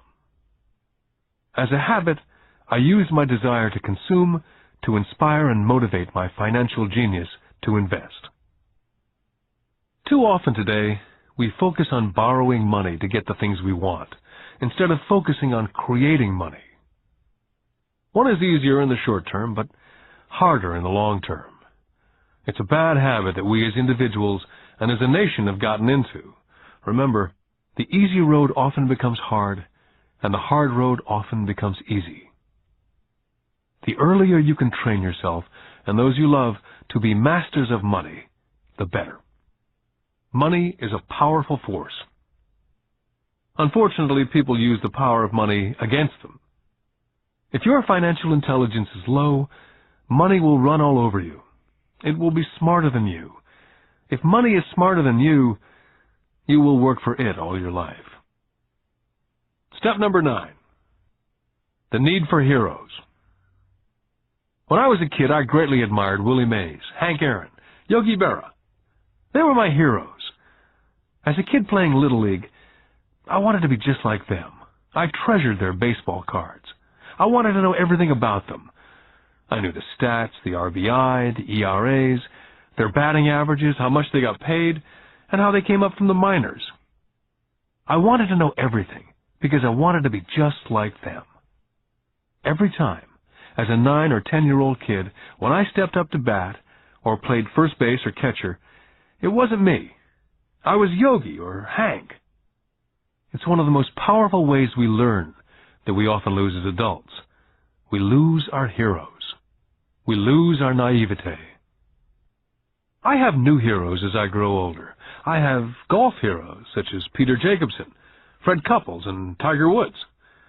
I copy their swings and do my best to read everything I can about them. I also have heroes such as Donald Trump, Warren Buffett, Peter Lynch, George Soros, and Jim Rogers. In my older years, I know their stats, just like I knew the ERAs and RBI of my baseball heroes. I follow what Warren Buffett invests in and read anything I can about his point of view on the market. I read Peter Lynch's book to understand how he chooses stocks. And I read about Donald Trump, trying to find out how he negotiates and puts deals together. Just as I was not me when I was up to bat, when I'm in the market or I'm negotiating a deal, I am subconsciously acting with the bravado of Trump. Or when analyzing a trend, I look at it as though Peter Lynch were doing it. By having heroes, we tap into a tremendous source of raw genius. But heroes do more than simply inspire us. Heroes make things look easy. It's the making it look easy that convinces us to want to be just like them. If they can do it, so can I. Step number 10. Teach and you shall receive. Both of my dads were teachers. My rich dad taught me a lesson I've carried all my life, and that was the necessity of being charitable or giving. My educated dad gave a lot by the way of time and knowledge, but almost never gave money. As I said, he usually said that he would give when he had some extra money. Of course, there was rarely any extra. My rich dad gave money as well as education. He believed firmly in tithing. If you want something, you first need to give, he would always say.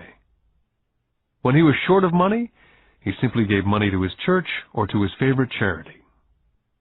If I could leave one single idea with you, it's that idea. Whenever you feel short or in need of something, give what you want first, and it will come back in buckets. That's true for money, a smile, love, friendship. I know it's often the last thing a person may want to do, but it's always worked for me. I just trust that the principle of reciprocity is true, and I give what I want. My rich dad would often say, poor people are more greedy than rich people. He would explain that if a person was rich, that person was providing something that other people wanted. In my life, over all these years, whenever I felt needy or short of money or short of help, I simply went out and found in my heart what I wanted and decided to give it first. And when I gave, it always came back. It reminds me of the story of the guy sitting with firewood in his arms on a cold, freezing night, and he's yelling at the pot-bellied stove, "When you give me some heat, then I'll put some wood in." And when it comes to money, love, happiness, sales, and contacts, all one needs to remember is first to give what you want, and it will come back in droves. My poor dad taught teachers, and he became a master teacher. My rich dad always taught young people his way of doing business. In retrospect, it was their generosity with what they knew that made them smarter. There are powers in this world that are much smarter than we are. You can get there on your own, but it's easier with the help of the powers that be. All you need to be is generous with what you have, and the powers will be generous with you. Take action. All of you were given two great gifts, your mind and your time. It is up to you to do what you please with both.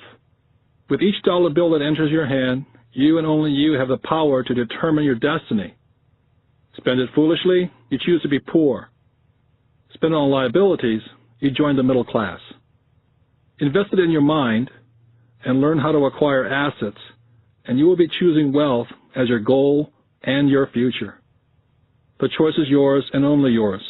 With every day, with every dollar, you decide to be rich, poor, or middle class.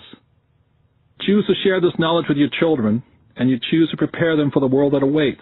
No one else will. You and your children's future will be determined by choices you make today, not tomorrow.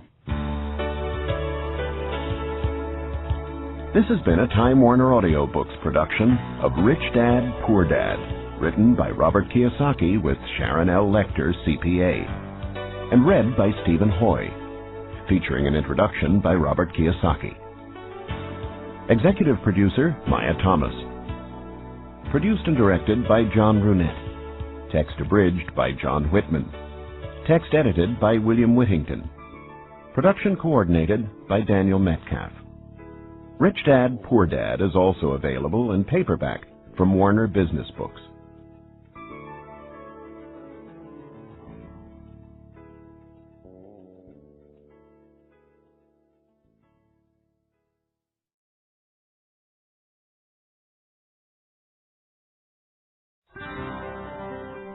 Here's a sample from audio bestseller Rich Dad's Cash Flow Quadrant, a guide to financial freedom, written by Robert T. Kiyosaki with Sharon L. Lecter, CPA.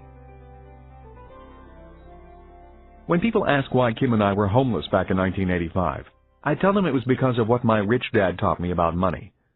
For me, money is important, yet I did not want to spend my life working for it. That is why I did not want a job.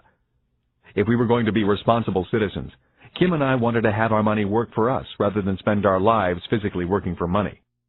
That is why the cash flow quadrant is so important. It distinguishes between the different ways in which money is generated. There are ways of being responsible and creating money other than physically working for it. But in order to embrace wealth, it is essential to understand your relation to it. My highly educated dad had a strong belief that the love of money was evil, that to profit excessively meant you were greedy. He often said, "I'll never be rich," or "investing is risky," or "money isn't everything." My rich dad had a different point of view. He thought it foolish to spend your life working for money and pretend that money was not important. Rich Dad believed that life was more important than money, but money was important for supporting life. He often said, "You only have so many hours a day, and you can only work so hard. So why work hard for money? Learn to have money, and people work hard for you, and you can be free to do the things that are important." To my rich dad, what was important was to have lots of time to raise his kids, to have money to donate to charities and projects he supported, to bring jobs and financial stability to the community, to have time and money to take care of his health, and to be able to travel the world with his family. "Those things take money," said Rich Dad. "That is why money is important to me. Money is important, but I don't want to spend my life working for it." It was my rich dad who often referred to the cash flow quadrant when I was a young boy. He would explain to me the difference between someone who was successful on the left side versus the right side. Having two dynamic and successful father figures around me gave meaning to what each was saying. But it was what they were doing that allowed me to begin to notice the differences between the ES side of the quadrant and the BI side. One painful lesson I experienced as a young boy was simply how much time one dad had available to spend with me versus the other. As the success and prominence of both dads grew, it was obvious that one dad had less and less time to spend with his wife and 4 children. My real dad was always on the road, at meetings, or dashing off to the airport for more meetings. The more successful he got, the fewer dinners we had together as a family. Weekends he spent at home in his crowded little office buried under paperwork. My rich dad, on the other hand, had more and more free time as his success grew. One of the reasons I learned so much about money, finance, business, and life was simply because my rich dad had more and more free time for his children and me. Rich Dad's Cash Flow Quadrant is also available in paperback from Warner Business Books. Here's a sample from audio bestseller Rich Dad's Guide to Investing: What the Rich Invest in That the Poor and Middle Class Do Not. Written by Robert T. Kiyosaki with Sharon L. Lecter, CPA. Investor lesson number 1. The choice. When it comes to money and investing, people have 3 fundamental reasons or choices for investing, Rich Dad said.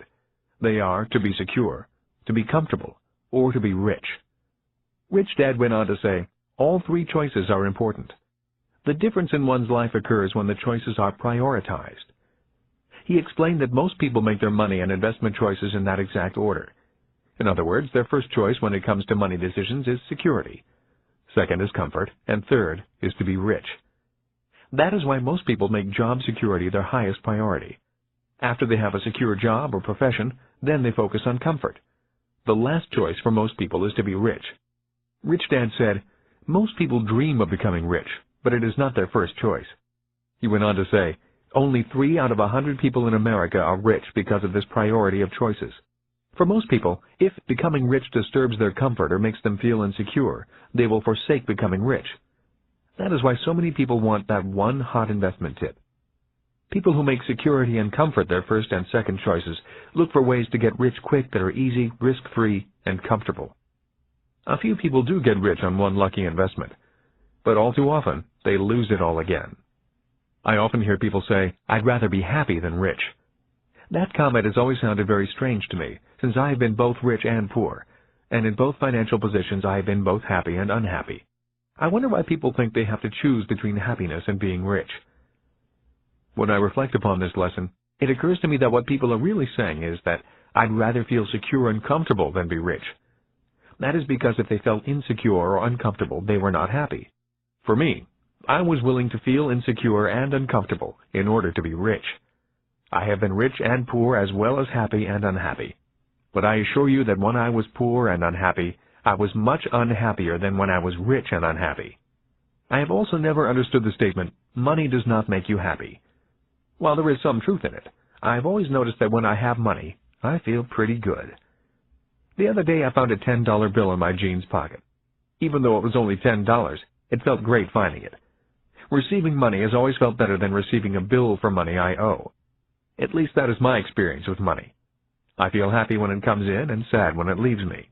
That day, I put my priorities in this order. First, to be rich, then to be comfortable, and finally, to be secure.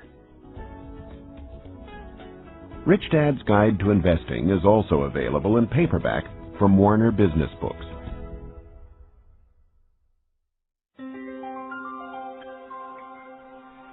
Here's a sample from Rich Dad's Rich Kid, Smart Kid, giving your children a financial head start. The latest book from the New York Times best-selling authors Robert T. Kiyosaki and Sharon L. Lecter, CPA. When I was a little boy, my rich dad often said, money is an idea.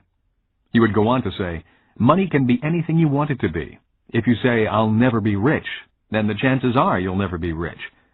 If you say, I can't afford it, then chances are you can't. My smart dad said much the same about education. Is it possible that every child is born with the potential to be rich and smart? This program is about fostering and preserving that possibility. Both my dads were great teachers. Both men were smart men. But they were not smart in the same subjects, and they did not teach the same things. Yet as different as they were, both dads believed the same things about all kids. Both dads believed all kids are born smart and all kids are born rich. They both believed a child learns to be poor and learns to believe that he or she is less smart than other kids. Both dads were great teachers because they believed in bringing out the genius that each child is born with. In other words, they did not believe in putting knowledge in. They believed in bringing the child's genius out. Both my dads were great teachers because they rarely tried to cram their ideas into my head. They often said very little, waiting instead for me to ask when I wanted to know something. Or they asked me questions, seeking to find out what I knew, rather than simply telling me what they knew. And not to forget the moms. My mom was a great teacher and role model also.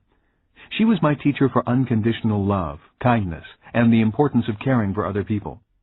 I once heard that boys marry women just like their moms, and I would say that is true for me. My wife Kim is also an extremely kind and loving person. I did not know my best friend Mike's mom very well. Yet the times I was over at their home, Mike's mother was also very kind and attentive to what we were doing. Although a very private person, she was always interested in what Mike and I were learning at school and in the business. I could tell she was a great life partner for Mike's dad. Although I did not know her very well, I learned from her the importance of listening to others, letting others talk, and being respectful of the ideas of others, even if they clash with your ideas. She was a great communicator in a very quiet way. Lessons from my mom and dad. The number of single-parent families I see today concerns me. Having both a mom and a dad as teachers was important in my development. My dad would often say, "True intelligence is knowing what is appropriate rather than what is simply right or wrong." As a 6-year-old boy, I learned from my mom that I needed to be kind and gentle. But when I found myself constantly confronted by bullies at school, I also learned that I could at times be too kind and gentle. I hated being called fatty and Dumbo. Consequently, after talking with my dad, I learned to be strong and to stand up for myself. But there had to be balance. My father told me that many people live in a black and white world or a right and wrong world. Many say, don't push back, and some say, push back. The key to being successful in life is, if you must push back, you need to know exactly how hard to push. When I got pushed or put down, I learned exactly how hard to push back. Knowing exactly how hard to push requires much more intelligence than simply saying, don't push back, or push back. My dad would often say, true intelligence is knowing what is appropriate rather than what is right or wrong. I think today we need to be more intelligent with our strengths and our weaknesses. It used to be when I was a kid, and I got angry with another guy at school. We would begin to wrestle, get tired, and then the fight would be over. The worst that happened was an occasional torn shirt or bloody nose. Today, kids get angry, start thinking in the less intelligent right and wrong mode, break out their guns and shoot each other. We may be in the information age, and kids may be more worldly than their parents, but we can all learn to be more intelligent with our information and our emotions. We need to learn from both our mothers and fathers. Because of so much more information, we need to be that much more intelligent. Rich Dad's Rich Kid, Smart Kid is also available in paperback from Warner Business Books.